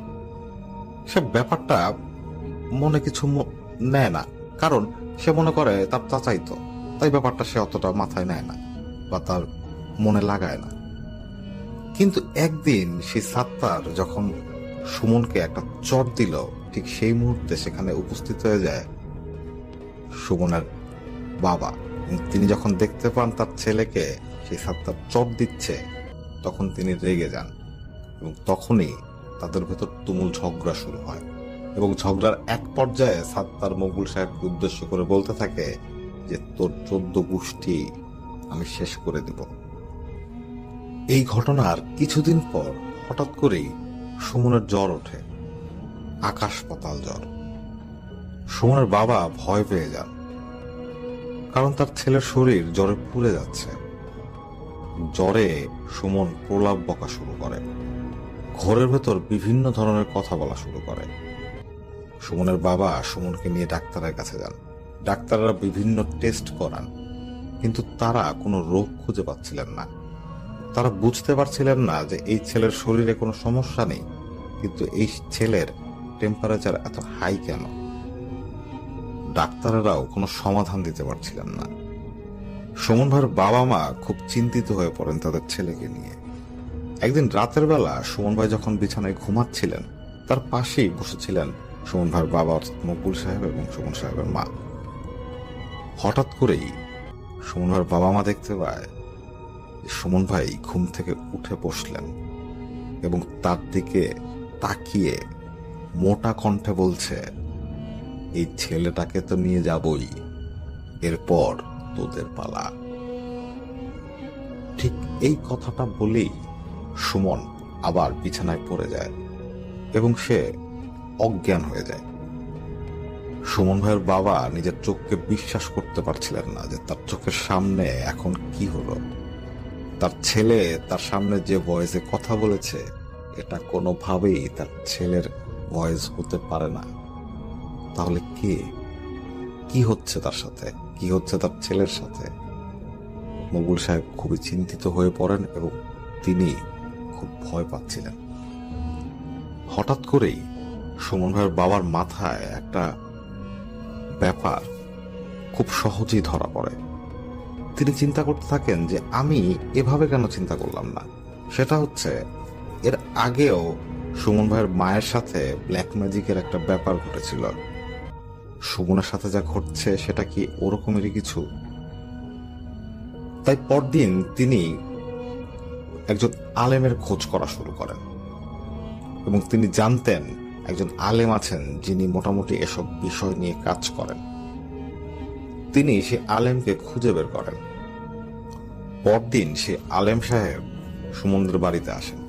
সুমনদের বাড়িতে আসার পর তিনি যখন প্রথম সুমনকে দেখেন, দেখার পরে তিনি বলেন যে, আপনার ছেলে তো বেশি দিন বাঁচবে না, তার উপর তো ভয়ঙ্কর কালো জাদু করা হয়েছে। এই কথা শুনে সুমন ভাইয়ের বাবা সে আলেমকে জিজ্ঞেস করেন, কেন, কি হয়েছে আমার ছেলে বাঁচবে না কেন? তখন সে আলেম সাহেব সুমন ভাইয়ের বাবাকে বলেন যে, আপনি একটু শান্ত হন, আমি আপনাকে বলছি। যে আপনার ছেলের উপর ব্ল্যাক ম্যাজিক করেছে সে খুবই শক্তিশালী একটা জিনের মাধ্যমে এই কাজ করেছে। এই জিনের সাথে বা এই জিনের শক্তির সাথে পেরে ওঠা আমার পক্ষে সম্ভব না, কিন্তু আমি একটা চেষ্টা করব। আমি চেষ্টা করে দেখতে চাই আমি আপনার ছেলেকে ভালো করতে পারি না, ভালো করতে পারি কিনা আল্লাহর রহমতে। তখন সে আলেম সাহেব সুমনকে নিয়ে একটা রিচুয়ালে বসেন। বেশ কিছুক্ষণ সময় কাটবার পর সুমন ভাইয়ের ভেতর তার উপর ভর করা সেই জিন এসে হাজির হয়। সেই জিন হাজির হওয়ার পর সেই আলেম সাহেবের সাথে সেই জিনের অনেকক্ষণ যাবৎ তর্কাতর্কি চলতে থাকে। সেই কামিল লোকটা সে জিনকে বোঝাবার চেষ্টা করছিল যে তোর এখানে কোনো কাজ নেই, কেন শুধু শুধু এই ছেলেটাকে কষ্ট দিচ্ছিস, চলে যা। কিন্তু সেই জিন কোনোভাবেই এখান থেকে যাবে না। সেই জিন আরো বলে যে সে ওয়াদাবদ্ধ, সুমনকে তার নিয়ে যেতে হবেই। সেই আলেম লোকটি তার যথাসাধ্য চেষ্টা করেছিল, কিন্তু তিনি সফল হননি। তখন তিনি সুমন ভাইয়ের বাবাকে বলেন যে আমি আজকে চলে যাচ্ছি, আমি কালকে আবার আসব। তখন সুমন ভাইয়ের বাবা তাকে বলেন যে আপনি চলে যাওয়ার পর যদি অবস্থা খারাপ হয় তখন কি করব? তখন সে আলেম লোকটা সুমন ভাইয়ের বাবাকে বলেন যে আপনারা আজকে ওকে একা ছাড়বেন না এবং বাসার বাতি বন্ধ করবেন না। এভাবে আরো কিছু দিক নির্দেশনা তিনি দিয়ে চলে যান এবং বলে যান যে তিনি আগামীকাল এই সময় আসবেন। আলেম সাহেব তার বাড়িতে চলে আসেন। বাড়িতে আসার পর তিনি তার যে ওস্তাদ তার সাথে দেখা করেন এবং তিনি সমস্ত ঘটনা সে ওস্তাদকে খুলে বলেন। পরদিন সময় মতো সেই আলেম সাহেব তার সে ওস্তাদকে নিয়ে সুমন ভাইদের বাড়িতে আসেন। তারা দুইজনই সুমন ভাইকে নিয়ে তদবিরে বসেন। একটা দীর্ঘ বাকবিতণ্ডার পর এক পর্যায়ে তারা সফল হন। সে জিনটাকে তারা সুমন ভাইয়ের শরীর থেকে বের করতে সক্ষম হন। আলেম সাহেব এবং তার ওস্তাদ মিলে সুমন ভাইদের বাড়ির চারপাশ থেকে বেশ কিছু তাবিজ বের করেন এবং আরো অনেক এমন সব জিনিস বের করেন যা ছিল খুবই জঘন্য। সেগুলো বের করার পর তারা সেগুলো নষ্ট করে ফেলেন। এর কিছুক্ষণ পরই সুমন ভাইয়ের শরীরের তাপমাত্রা ধীরে ধীরে নেমে যাওয়া শুরু করে। সবাই বুঝতে পারে যে এখন হয়তো সেই প্রভাবটা কেটে গেছে, কারণ সুমনকে দেখেই মনে হচ্ছে সে এখন মোটামুটি সুস্থ। সুমন নিজেই বলে যে তার খুব ভালো লাগছে, তার মনে হচ্ছে তার শরীর থেকে একটা পাথর নেমে গেল। ছেলের মুখে এই কথা শোনার পর সুমন ভাইয়ের বাবা এবং মা খুবই খুশি হন। তারা মনে করেন যে শেষ পর্যন্ত হয়তো তারা এই সমস্যার হাত থেকে মুক্তি পেয়েছেন।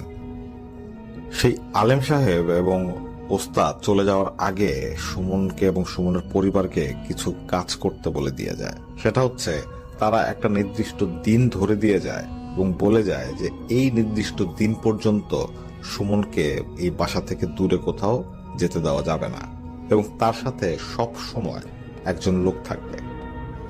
এই কয়েকটা দিন যদি নির্বিঘ্নে কেটে যায় তাহলে আল্লাহর রহমতে আর কোনো সমস্যা হবে না। এই কথা বলে সেই হুজুরেরা চলে যান। সুমন ভাইয়ের বাবা মা যথাসাধ্য চেষ্টা করেছিলেন হুজুরদের কথা মতো সেই দিনগুলো সুমন ভাইকে সেফ রাখতে। হুজুরদের বলে যাওয়া সেই নির্দিষ্ট দিন শেষ হওয়ার পর সবাই বুঝতে পারে শেষ পর্যন্ত সুমন সুস্থ হলো। এরপর বেশ কিছুদিন আর কোনো ঘটনাই সুমনদের সাথে হয়নি। এরপরে একদিন সুমন তার নানা বাড়ি যায়। সুমনের দাদা বাড়ি আর নানা বাড়ি খুব কাছাকাছি।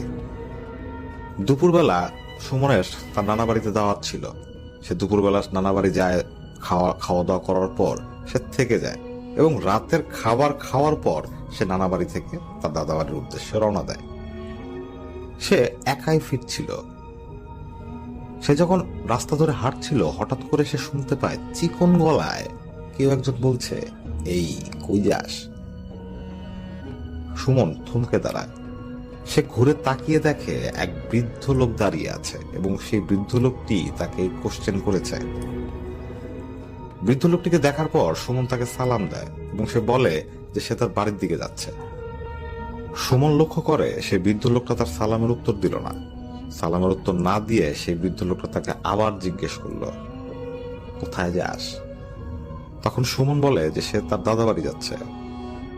তখন সেই লোকটা সুমনকে বলে যে তার থাকার জায়গা নেই। সুমন কি তাকে তার সাথে নিয়ে যাবে? এই কথা শোনার পর সুমন একটু অবাক হয়। সে এই লোকটাকে চেনে না, জানে না এই লোকটাকে কেন সে বাড়ি নিয়ে যাবে। তাই সুমন সরাসরি সে বৃদ্ধ লোকটাকে বলে যে না, আমি তো আপনাকে বাড়িতে নিয়ে যেতে পারবো না, কারণ আমি তো আপনাকে চিনি না। এই কথা বলেই সুমন তার বাড়ির দিকে উল্টো ঘুরে হাঁটা দেয়। কয়েক কদম দ্রুত হাঁটার পর সে যখন আবার মাথা ঘুরিয়ে তাকায় সে বৃদ্ধ লোকটিকে দেখার জন্য, সে অবাক হয়ে দেখে সেখানে কোনো লোক নেই। সুমন ভয় পেয়ে যায় এবং এই ভয় পাওয়ার পর সুমনের সবকিছু ওলট পালট হয়ে যায়। এই ভয় পাওয়ার স্মৃতিটুকুই তার মনে ছিল।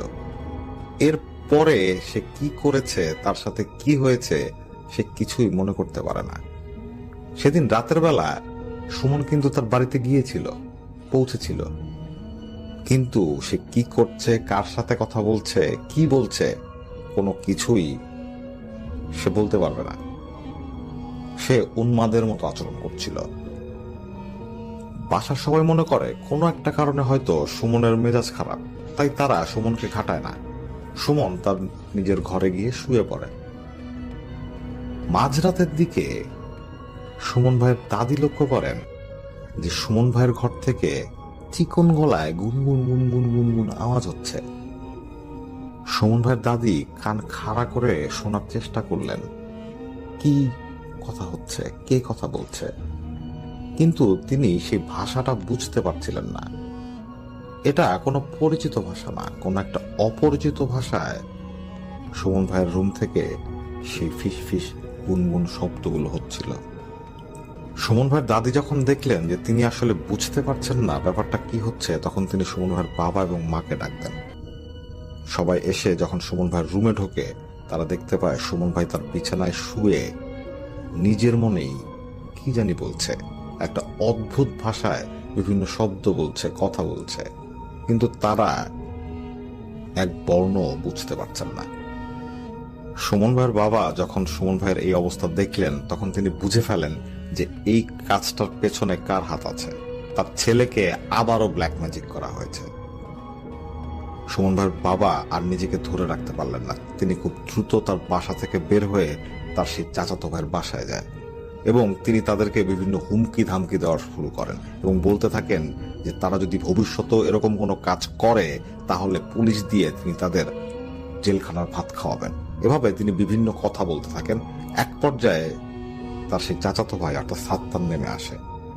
সাত্তার নেমে আসার পর মকবুল সাহেব এবং সাত্তারের ভেতর প্রচন্ড ঝগড়া হয়। মকবুল সাহেব ঠিক করেন তিনি আজকে রাতেই মীমাংসা করবেন সবকিছু। তখন তিনি সেই এলাকার চেয়ারম্যানের কাছে যান। সেই গ্রামে মকবুল সাহেবই ছিলেন একমাত্র সরকারি চাকরিজীবী লোক, তাই তার গ্রামে মোটামুটি একটু সম্মান ছিল। তিনি যখন সেই চেয়ারম্যানের কাছে যান এবং বলেন যে তার এই চাচাতো ভাই তার ছেলের উপর শুধু ব্ল্যাক ম্যাজিক করতে করতে এই ছেলেটাকে প্রায় মৃত্যুর কোলে ঢলে দিচ্ছে, তার এই ছেলে কিছুদিন পর মারা যাবে। মকবুল সাহেব সেই চেয়ারম্যানকে বলেন যে এই আমার ছেলের অবস্থা আপনারা দেখুন, এটা একমাত্র কারণ হচ্ছে এই লোকটা আমার ছেলের উপর বা আমার ফ্যামিলির উপর ব্ল্যাক ম্যাজিক করছে একটার পর একটা, এবং সেটা আজকে কালকের না, অনেক বছর আগে থেকেই সেই কাজগুলো আমার ফ্যামিলির সাথে করে যাচ্ছে। সেই চেয়ারম্যান যখন সাত্তারকে জিজ্ঞেস করে যে সে এই কাজ করেছে কিনা, তখন সাত্তার পুরো বিষয়টাই অস্বীকৃতি জানায়। সে এই কাজ কখনোই করেনি। তার এই ভাইয়ের মাথা খারাপ হয়ে গেছে, তাই সে তার উপর দোষ দিচ্ছে। কিন্তু মকবুল সাহেব সে চেয়ারম্যানকে বলেন যে প্রথমে ও আমার স্ত্রীর উপর কালো জাদু করে, এরপর ও আমার এই ছেলেটাকে মারার চেষ্টা করছে। তখন সে চেয়ারম্যান বলেন যে আচ্ছা ঠিক আছে, তাহলে আমরা এমন একজন কবিরাজকে নিয়ে আসি। সে কবিরাজ আসার পরে তো আসলে বোঝা যাবে ঘটনা কি। সে কবিরাজ যদি বলে যে সাত্তার ব্ল্যাক ম্যাজিক করেছে, তাহলে সাত্তারকে উপযুক্ত শাস্তি দেওয়া হবে। যেই কথা সেই কাজ। এক কবিরাজকে আনা হয়। সেই কবিরাজ আসার পর একটা রিচুয়ালে বসে। সেই রিচুয়ালে সুমনের উপর আসর করা সেই জিনকে হাজির করা হয়। সেই জিন আসার পর তাকে যখন জিজ্ঞেস করা হয় যে সে কেন এই ছেলেটাকে আসর করেছে বা তাকে কে পাঠিয়েছে, তখন সে জিনটা বলে যে তাকে কেউ পাঠায়নি। সে রাস্তার পাশে দাঁড়িয়েছিল। এই ছেলেটা যখন যাচ্ছিল তখন সে তার কাছে আশ্রয় প্রার্থনা করেছিল, কিন্তু এই ছেলেটা তার সাথে খারাপ ব্যবহার করেছে, তাই সে এই ছেলেটাকে আসর করেছে। তখন সবাই বুঝতে পারে এবং মকবুল সাহেব নিজেও বুঝতে পারেন যে তার এই চাচাতো ভাই অর্থাৎ সাত্তার অন্তত এবার ব্ল্যাক ম্যাজিক করেনি। কারণ এই কবিরাজ যে ঘটনার কথা বলেছে, সে জিনের কথা, এবং সে জিনকে হাজির করিয়েছে, সেক্ষেত্রে অবিশ্বাসের কোনো কথাই নেই। তখন সে কবিরাজ সুমনের উপর আসর করা সে জিনটিকে তাড়িয়ে দিতে সক্ষম হয়। জিনটি অতটা শক্তিশালী ছিল না। এই পর্যায়ে সুমন সুস্থ হয়ে গেলেও সামনে সে আরো কয়েকবার জিন দ্বারা পজেসড হয়। প্রায় কিছুদিন পরপরই তার এই সমস্যা দেখা দিত, এবং তার উপর যে একটা জিনই বারবার ভর করত তা না, তার উপর বিভিন্ন সময় বিভিন্ন জিন এসে ভর করত। সুমন দুঃখ করে আমাদের আসিফ মোল্লা ভাইকে বলছিল যে তার মাঝে মধ্যে মনে হতো সে একটা হোস্ট বডিতে পরিণত হয়েছে, যে সবাই তার দেহটাকে ব্যবহার করছে, এসব জিন, এসব অশরীরী ব্যাপারগুলো। সুমন ভাইয়ের বাবা সিদ্ধান্ত নেন যে তার ছেলেকে তিনি আর এক মুহূর্ত তার এই গ্রামের বাড়ি রাখবেন না। তিনি তার ছেলেকে নিয়ে আসেন ঢাকায়, তার সেই কোয়ার্টারে। তারা সেখানে থাকা শুরু করে। তাদের জীবনে শান্তি বলে কিচ্ছু ছিল না। একদিন সুমন ভাইয়ের মা সুমন ভাইয়ের বাবাকে বলেন যে তার গ্রামের বাড়িতে যে জায়গা সম্পত্তি আছে, সেই জায়গা সম্পত্তিগুলো বিক্রি করে তারা যাতে ঢাকার আশেপাশে একটা জায়গা কিনে সেখানে বাড়ি করে থাকতে পারে, এটাই হবে তাদের জন্য সব থেকে ভালো। সুমন ভাইয়ের বাবা তার স্ত্রীর কথা মতো বাড়িতে চলে আসেন এবং তিনি তার বাবা মার সাথে বিষয়টা নিয়ে কথা বলেন। তখন সুমন ভাইয়ের দাদা দাদি সুমন ভাইয়ের বাবাকে বলেন যে হ্যাঁ বাবা, তুই তোর জায়গা সম্পত্তি বিক্রি করে ঢাকা চলে যা। তুই যেহেতু এখানে আসলেই সমস্যা হচ্ছে, সেক্ষেত্রে তুই আর এখানে আসিস না। তখন সুমন ভাইয়ের বাবা তার ভাগের যে জায়গা সম্পত্তি ছিল সেটা বিক্রি করে ঢাকায় একটা জমি রাখেন এবং সেখানেই তিনি একটা বাড়ি তৈরি করেন। আর এখানে সুমন ভাই তার জীবনের স্কুল কলেজগুলো ঢাকাতেই শেষ করেন এবং তিনি একটা পাবলিক ভার্সিটিতে ভর্তি হয়ে যান। আমরা সে পাবলিক ভার্সিটির নামটি উল্লেখ করব না। সুমন ভাই তার যে হলে যে রুমে থাকতেন, সেই রুমে 4 জন থাকত। তার রুমের বাকি 3 জনের মধ্যে একজন ছিল নগেন। সে সনাতন ধর্মাবলম্বী এবং সে বা তার বাবা ছিল সবচেয়ে ধনী একজন ব্যক্তি।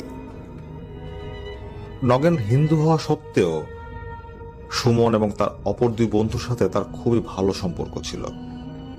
অনেকটা ভাইয়ের মতোই তাদের মধ্যে সম্পর্ক তৈরি হয়ে যায়। কোন একটা ছুটিতে নগেন প্রস্তাব দেয় তার সেই 3 বন্ধুকে যে তাদের বাড়িতে ঘুরতে যাওয়ার জন্য। 3 বন্ধুও খুব খুশি হয়ে যায়। নগেন তার 3 বন্ধুকে নিয়ে চলে আসে তাদের বাড়ি। সুমনরা রাতের গাড়িতে রওনা দিয়েছিল, তাই তারা সকাল সকালই নগেনদের বাড়িতে এসে পৌঁছায়। নগেনদের বাড়িতে আসার পর তারা হালকা পাতলা নাস্তা করার পর চিন্তা করে কিছুক্ষণ বিশ্রাম নেবে। মনে মনে চিন্তা করেছিল তারা যে তারা একটু ঘুমিয়ে নেবে, কিন্তু সুমনের অপর যে 2 বন্ধু তারা বলে যে না, তারা এখন ঘুমাবে না। যেহেতু সকাল সকাল তারা এই গ্রামে চলে এসেছে, তারা পুরো জায়গাটা ঘুরে দেখবে। সুমনরা যখন ঘুরতে বেরোয় তখন তারা একটা বিষয় লক্ষ্য করে, সেটা হচ্ছে নগেনদের বাড়ির আশেপাশে জনবসতি নেই বললেই চলে। অনেক দূরে দূরে বাড়িঘর। নগেনদের বাড়ি থেকে 1/2 কিলোমিটার সামনেই দেখা যাচ্ছে একটা জঙ্গলের মতো জায়গা। সেই জঙ্গলের পাশে একটা পুকুর এবং ঠিক তার পাশে একটা খোলা মাঠ। জঙ্গলে ঘেরা সেই জায়গাটা দেখতে খুব সুন্দর লাগছিল। তাই সুমনের বন্ধুরা ঠিক করে তারা সেই জায়গায় যাবে। তারা যখন সেই জায়গার উদ্দেশ্যে রওনা দেয়, তখন হঠাৎ করেই সুমন বুঝতে পারে তার আশেপাশে খারাপ কোনো এন্টিটি আছে। এত বছরের অভিজ্ঞতাতে সে এটা পরিষ্কার বুঝতে পারছে, এবং সে এটাও বুঝতে পারছে সে হয়তো কিছুক্ষণের মধ্যে আবার পজেসড হয়ে যাবে। পজেসড হওয়ার আগ মুহূর্তে তার ঠিক যে ধরনের একটা ফিলিংস হয়, ঠিক এখন একই ধরনের ফিলিংসটি হচ্ছে। তাই সে তার বন্ধুদের বলতে থাকে যে তোরা ওখানে যাস নাই, ওখানে মনে হচ্ছে খারাপ কিছু আছে। সুমনের এই 3 ফ্রেন্ড কিন্তু সুমনের এই সমস্যা সম্পর্কে জানে। জানার পরও সুমনের বন্ধু বান্ধব তাকে বলতে থাকে আরে কোনো সমস্যা হবে না, আমরা তো তোর সাথী আছি চল। নগেনেরই একটু বেশি আগ্রহ ছিল, সেই ব্যাপারটাকে একেবারে পাত্তাই দিল না। কিছুক্ষণ সামনে যাওয়ার পর তারা বুঝতে পারে তারা যেটা সামনে এসে দাঁড়িয়েছে এটা একটা শ্মশান। তার বন্ধুরা অবাক হয়ে যায়। নগেন জানতো এখানে শ্মশান আছে। সে তার বন্ধুদের ভয় পাইয়ে দেওয়ার জন্যই হোক আর সারপ্রাইজ দেওয়ার জন্যই হোক এই জায়গাটাতে নিয়ে এসেছে। জায়গাটা সুমনের ভালো লাগছিল না, কিন্তু তার অন্য বন্ধু বান্ধবেরা মিলে তারা সবাই ঠিক করে যে তারা এক সন্ধেবেলা এখানে আসবে, এখানে এসে চারপাশের দৃশ্য দেখবে। সুমনের বন্ধুরা দেখতে যাচ্ছিল সেই সন্ধ্যাবেলা এই শ্মশানে কোনো অশরীরী দেখতে পাওয়া যায় কিনা, কিন্তু সুমন তাদের বোঝাতে পারছে না যে সে প্রতিনিয়ত এসব দেখে অভ্যস্ত, এবং সে জানে এগুলো যখন সামনে আসে তখন কি পরিমাণ ভয় লাগে, মানুষ কতটা ভয় পায়। তার এই বন্ধু বান্ধবেরা জানে না, এবং সে তাদের বোঝাতেও পারছে না। তারা সেদিন সন্ধেবেলা সেখানে আসতে পারেনি, কিন্তু পরদিন ঠিকই সন্ধেবেলা তারা সেই শ্মশানে চলে যায়। সুমনের বন্ধু বান্ধবেরা যখন সেই শ্মশানের কাছাকাছি এসে পৌঁছায় তখন তারা দেখতে পায় সেই শ্মশানের মাঝখানে আগুন জ্বলছে। তারা বুঝতে পারে হয়তো কোনো লাশ পোড়াবার জন্য নিয়ে এসেছে। সুমন বারবার তার বন্ধুদের মানা করতে থাকে সেখানে যাওয়ার জন্য, কারণ সে প্রচন্ডভাবে খারাপ কিছুর অস্তিত্ব টের পাচ্ছিল। তার বন্ধুরা তার কথার কোনো গুরুত্বই দেয়নি। তারা ধীরে ধীরে সেই জায়গার উদ্দেশ্যে হাঁটতে থাকে। সেই শ্মশানের বর্ণনাটা যদি আমি আমার ভৌতিকতা লিসেনারদের দেই, সেটা হবে অনেকটা এরকম। একটা প্রকাণ্ড দিঘির পাশে একটা বিশাল মাঠ, এই মাঠটাই হচ্ছে শ্মশান। মাঠের ঠিক অপর প্রান্ত থেকেই শুরু হয়েছে ঘন জঙ্গল। সুমন এবং তার বন্ধুরা যখন হাঁটতে হাঁটতে সে দিঘির কাছে এসে দাঁড়ালো তখন তারা মোটামুটি সেই আগুনের উৎসটাকে ক্লিয়ারলি দেখতে পাচ্ছে। তারা দেখতে পাচ্ছে মাঝখানে একটা লাশ ফুটছে এবং তার চারপাশে 3-4 জন লোক গোল হয়ে ঘুরছে। এই দৃশ্য দেখার পর নগেন একটু অবাক হয়, কারণ তার বাবা এই শ্মশান কমিটির সভাপতি, এবং কেউ মারা গেলে প্রথমে তাদের বাড়িতেই খবর দেওয়া হয়, কিন্তু তারা এ ধরনের কোনো খবর পায়নি। অর্থাৎ কেউ যে মারা গেছে এ ধরনের কোনো খবর তাদের কাছে পৌঁছায়নি, এবং তাদের অনুমতি ছাড়া এখানে তো আসলে লাশ পোড়াবার কথা না। নগেন আরেকটা বিষয় লক্ষ্য করে, সেটা হচ্ছে যেই রিচুয়ালে এই মরাটা পোড়ানো হচ্ছে সে এই ধরনের রিচুয়াল আগে কখনো দেখেনি। সনাতন ধর্মাবলম্বী হওয়ার কারণে সে এরকম লাশ পোড়ানো প্রায় দেখেছে, এই চিতাদাহ সে প্রায় দেখেছে, এবং সে এই রিচুয়াল সম্পর্কে জানে। কিন্তু এখন তার চোখের সামনে যে চিতাটা পুড়ছে এবং তার চারপাশে যে মানুষগুলো রিচুয়াল করছে, এ ধরনের রিচুয়াল সে কখনোই দেখেনি, এবং তারা যে মন্ত্র জপ করছে সেই মন্ত্র নগেন কোনো সময় শোনেনি। সুমন আর সুমনের বন্ধুরা সে দিঘির পাড়ে কিছু গাছের নিচে নিজেদের আড়াল করে এই বিষয়টা লক্ষ্য করছিল। তাদের এক ধরনের সন্দেহ শুরু হয়, আর সুমন তো পুরোটা আগে থেকেই জানে যে এখানে খারাপ কিছু হচ্ছে। তারা যখন লুকিয়ে পুরো ব্যাপারটা লক্ষ্য করছিল তখন হঠাৎ করেই তারা লক্ষ্য করে সেই 3-4 জন লোক যারা সেই চিতাকে কেন্দ্র করে ঘুরছে তাদের ভেতর থেকে একজন ঠিক তাদের দিকেই মনে হলো তাকালো, এবং সে তাকিয়ে সেখানে দাঁড়িয়ে গেছে এবং সে এক দৃষ্টে তাদের দিকে তাকিয়ে আছে। সুমনরা বুঝতে পারছে না যে সে কি তাদেরকে দেখেছে। কিছুক্ষণ পর সেই লোকটার আশেপাশে থাকা আরো যে কয়জন লোক ছিল তারাও দাঁড়িয়ে যায় এবং সবাই একসাথে সুমনরা যেখানে দাঁড়িয়ে আছে সেই দিকে তাকিয়ে থাকে। সুমনরা ভয়ে জমে যায়। হঠাৎ করে তারা লক্ষ্য করে তাদের মধ্যে থেকে একজন তাদের দিকে হাত উঁচিয়ে ইশারা করছে। তারা এতই ভয় পেয়ে যায় যে তাদের উল্টা ঘুরে দৌড় দেওয়ারও শক্তি থাকে না। তারা নড়াচড়ার করার কোনো শক্তিই পাচ্ছিল না। ঠিক সে সময় তারা যে গাছের নিচে দাঁড়িয়েছিল, সেই গাছের উপর থেকে কিছু একটা পাশের সেই দিঘির পানিতে পড়ে। ধুপ করে একটা শব্দ হয়। সুমন এবং তার বন্ধুরা তাকায় সেই পানির দিকে। তাদের কনসেন্ট্রেশন এখন সরে গেছে সেই পানির দিকে। তারা অবাক হয়ে গেল যে এত জোরে শব্দ করে কি পড়লো পানিতে। অন্ধকারের ভেতর তারা লক্ষ্য করে সে পানিতে সেই জিনিসটা কতক্ষণ নড়াচড়া করলো এবং টুপ করে ডুবে গেল। এই দৃশ্যটা দেখার পর তারা আবার যখন মাথা ঘুরিয়ে সে চিতার দিকে তাকায়, তখন তারা দেখতে পায় সেখানে কিচ্ছু নেই। একটু আগে সেখানে একটা মরা পোড়ানো হচ্ছিল। এই কয়েক সেকেন্ডের ব্যবধানে তারা এখন সেখানে কিচ্ছু দেখতে পাচ্ছে না। তারা অবাক হয়ে যায়। সুমন এতই ভয় পাচ্ছিল যে সে একা যে এখান থেকে চলে যাবে সেটাও তার পক্ষে সম্ভব ছিল না। তা না হলে সে এখান থেকে চলে যেত। সুমনের আগে সাথে যে আর দুই বন্ধু ছিল, তারা ঠিক করে যে তারা সেই জায়গায় যাবে, কারণ তার নিজের চোখে দেখেছে যে সেখানে আগুন জ্বলছিল। সেখানে গিয়ে যদি সেই কয়লা টয়লা থাকে তাহলে বোঝা যাবে যে তারা যেটা দেখেছে সেটা সত্যি, আর যদি না থাকে তাহলে তো বোঝাই যাবে ব্যাপারটা অশরীরী। সুমন ওদের খুব মানা করে যে এটা দেখার কোনো দরকারই নেই, কিন্তু সেই দুই বন্ধু কোনোভাবেই রাজি হচ্ছিল না। আর নগেন ভীতু প্রমাণিত হবে এই ভয়ে কোনো কিছুই বলছিল না।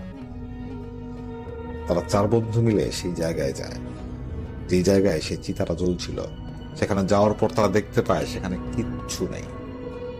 তার মানে তারা যেটা দেখেছে সেটা অবাস্তব, অশরীরী কিছু। এখন তারা মারাত্মক ভয় পেয়ে যায়। তারা এখন যে জায়গাটায় দাঁড়িয়ে আছে সেটা হচ্ছে শ্মশানের একেবারে মাঝখানে। শ্মশানের এক পাশে হচ্ছে জঙ্গল, আরেক পাশে হচ্ছে সেই বিশাল দিঘি। তারা বুঝতে পারছে না তারা কোন দিক দিয়ে দৌড় দিবে এবং কোন দিক দিয়ে গেলে তাদের বিপদ হবে না, কারণ এখন তাদের মনে হচ্ছে তাদের চারপাশে অশরীরী বস্তু ঘোরাফেরা করছে।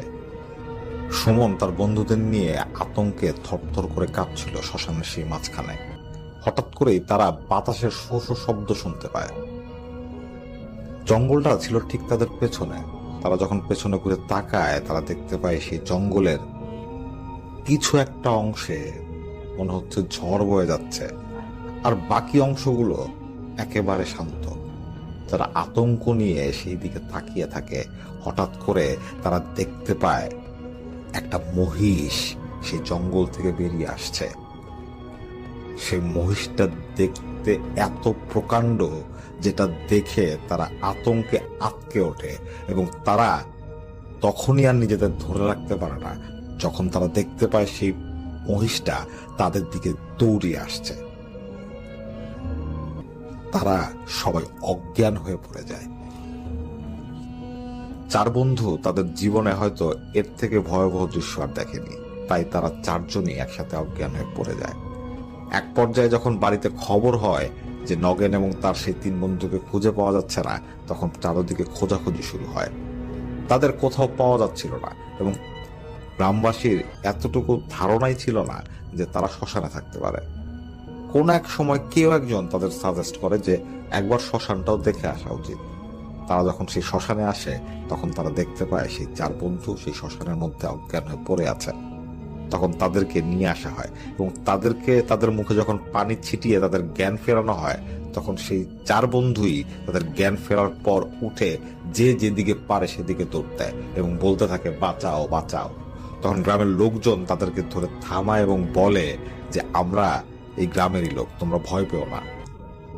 সুমনরা চার বন্ধু নগেনদের বাড়িতে ফিরে আসে।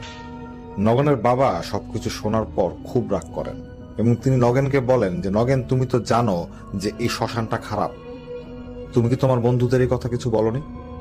তখন সুমন এবং তার আর দুই বন্ধু বলে যে নগেন তাদের এই বিষয়ে কোনো কিছুই বলেনি। নগেনের এই অ্যাডভেঞ্চারের নেশায় তারা আজকে মরতে বসেছিল। তখন নগেনের বাবা বলে যে কিছুদিন আগেই এই শ্মশানের এক কোণে এক অপরিচিত ব্যক্তির লাশ পাওয়া গেছে। সেই লোক কোথা থেকে এসেছে, কেন এসেছে, কে মেরেছে, আজ পর্যন্ত কোনো খোঁজ খবর পাওয়া যায়নি। আর তোমরা সেখানে গেছো ভূত দেখতে রাত 10টার দিকে। নগেনের বাবা নগেনকে খুবই বকাবকি করেন, কারণ নগেন যদি তাদেরকে আগেই বলতো যে তাদের এখানে সমস্যা আছে, সেক্ষেত্রে তারা হয়তো সেখানে যেত না। সুমন বারবার তাদের বলছিল যে সে খারাপ কিছুর অস্তিত্ব টের পাচ্ছে, কিন্তু তখন তার বন্ধু বান্ধবেরা আসলে তার কথার কোনো গুরুত্ব দেয়নি। এরপর বেশ কিছুদিন সেই নগেনের বাড়িতে থাকার পর সুমন এবং সুমনের বন্ধুরা ঢাকায় চলে আসে। সুমনের সেই বন্ধুদের মধ্যে থেকে একজনের নাম ছিল আরিফ। ঢাকায় আসার পর আরিফ বেশ কিছুদিন জ্বরে ভোগে, এরপর আরিফ সুস্থ হয়ে যায়। এই ঘটনার পর থেকে আজ পর্যন্ত সুমন ভাইয়ের সাথে কোনো ধরনের অস্বাভাবিক ঘটনা ঘটেনি। এটা তার জন্য পজিটিভ, কারণ পুরোটা জীবনই তিনি বিভিন্ন অশরীরী এবং এই পজিশনের ভেতর দিয়ে কাটিয়েছেন। লাস্ট কয়েক বছর তিনি ভালো আছেন। সুমন ভাই আমাদের ভৌতিকতার লিসেনারদের কাছে দোয়া চেয়েছেন যাতে তিনি এই ধরনের সমস্যার মাঝখান দিয়ে আর না যান। আমরা সবাই তার জন্য দোয়া করব। এটাই ছিল সুমন ভাইয়ের ঘটনা। আসিফ মোল্লা ভাইকে অনেক ধন্যবাদ, তিনি এই অসম্ভব সুন্দর এবং দীর্ঘ একটা ঘটনা আমাদের জন্য সংগ্রহ করেছেন।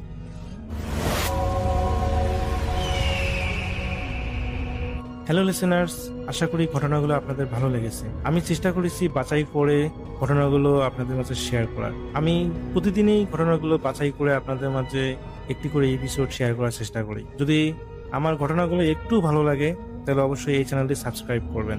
আর আপনারা কোথা থেকে এই ঘটনাগুলো শুনতেছেন, যদি আপনাদের ঠিকানাগুলো জানান তাহলে আমি অনেক কৃতজ্ঞ হব। তাহলে আমি বুঝতে পারবো যে আপনারা কোথা থেকে শুনতেছেন।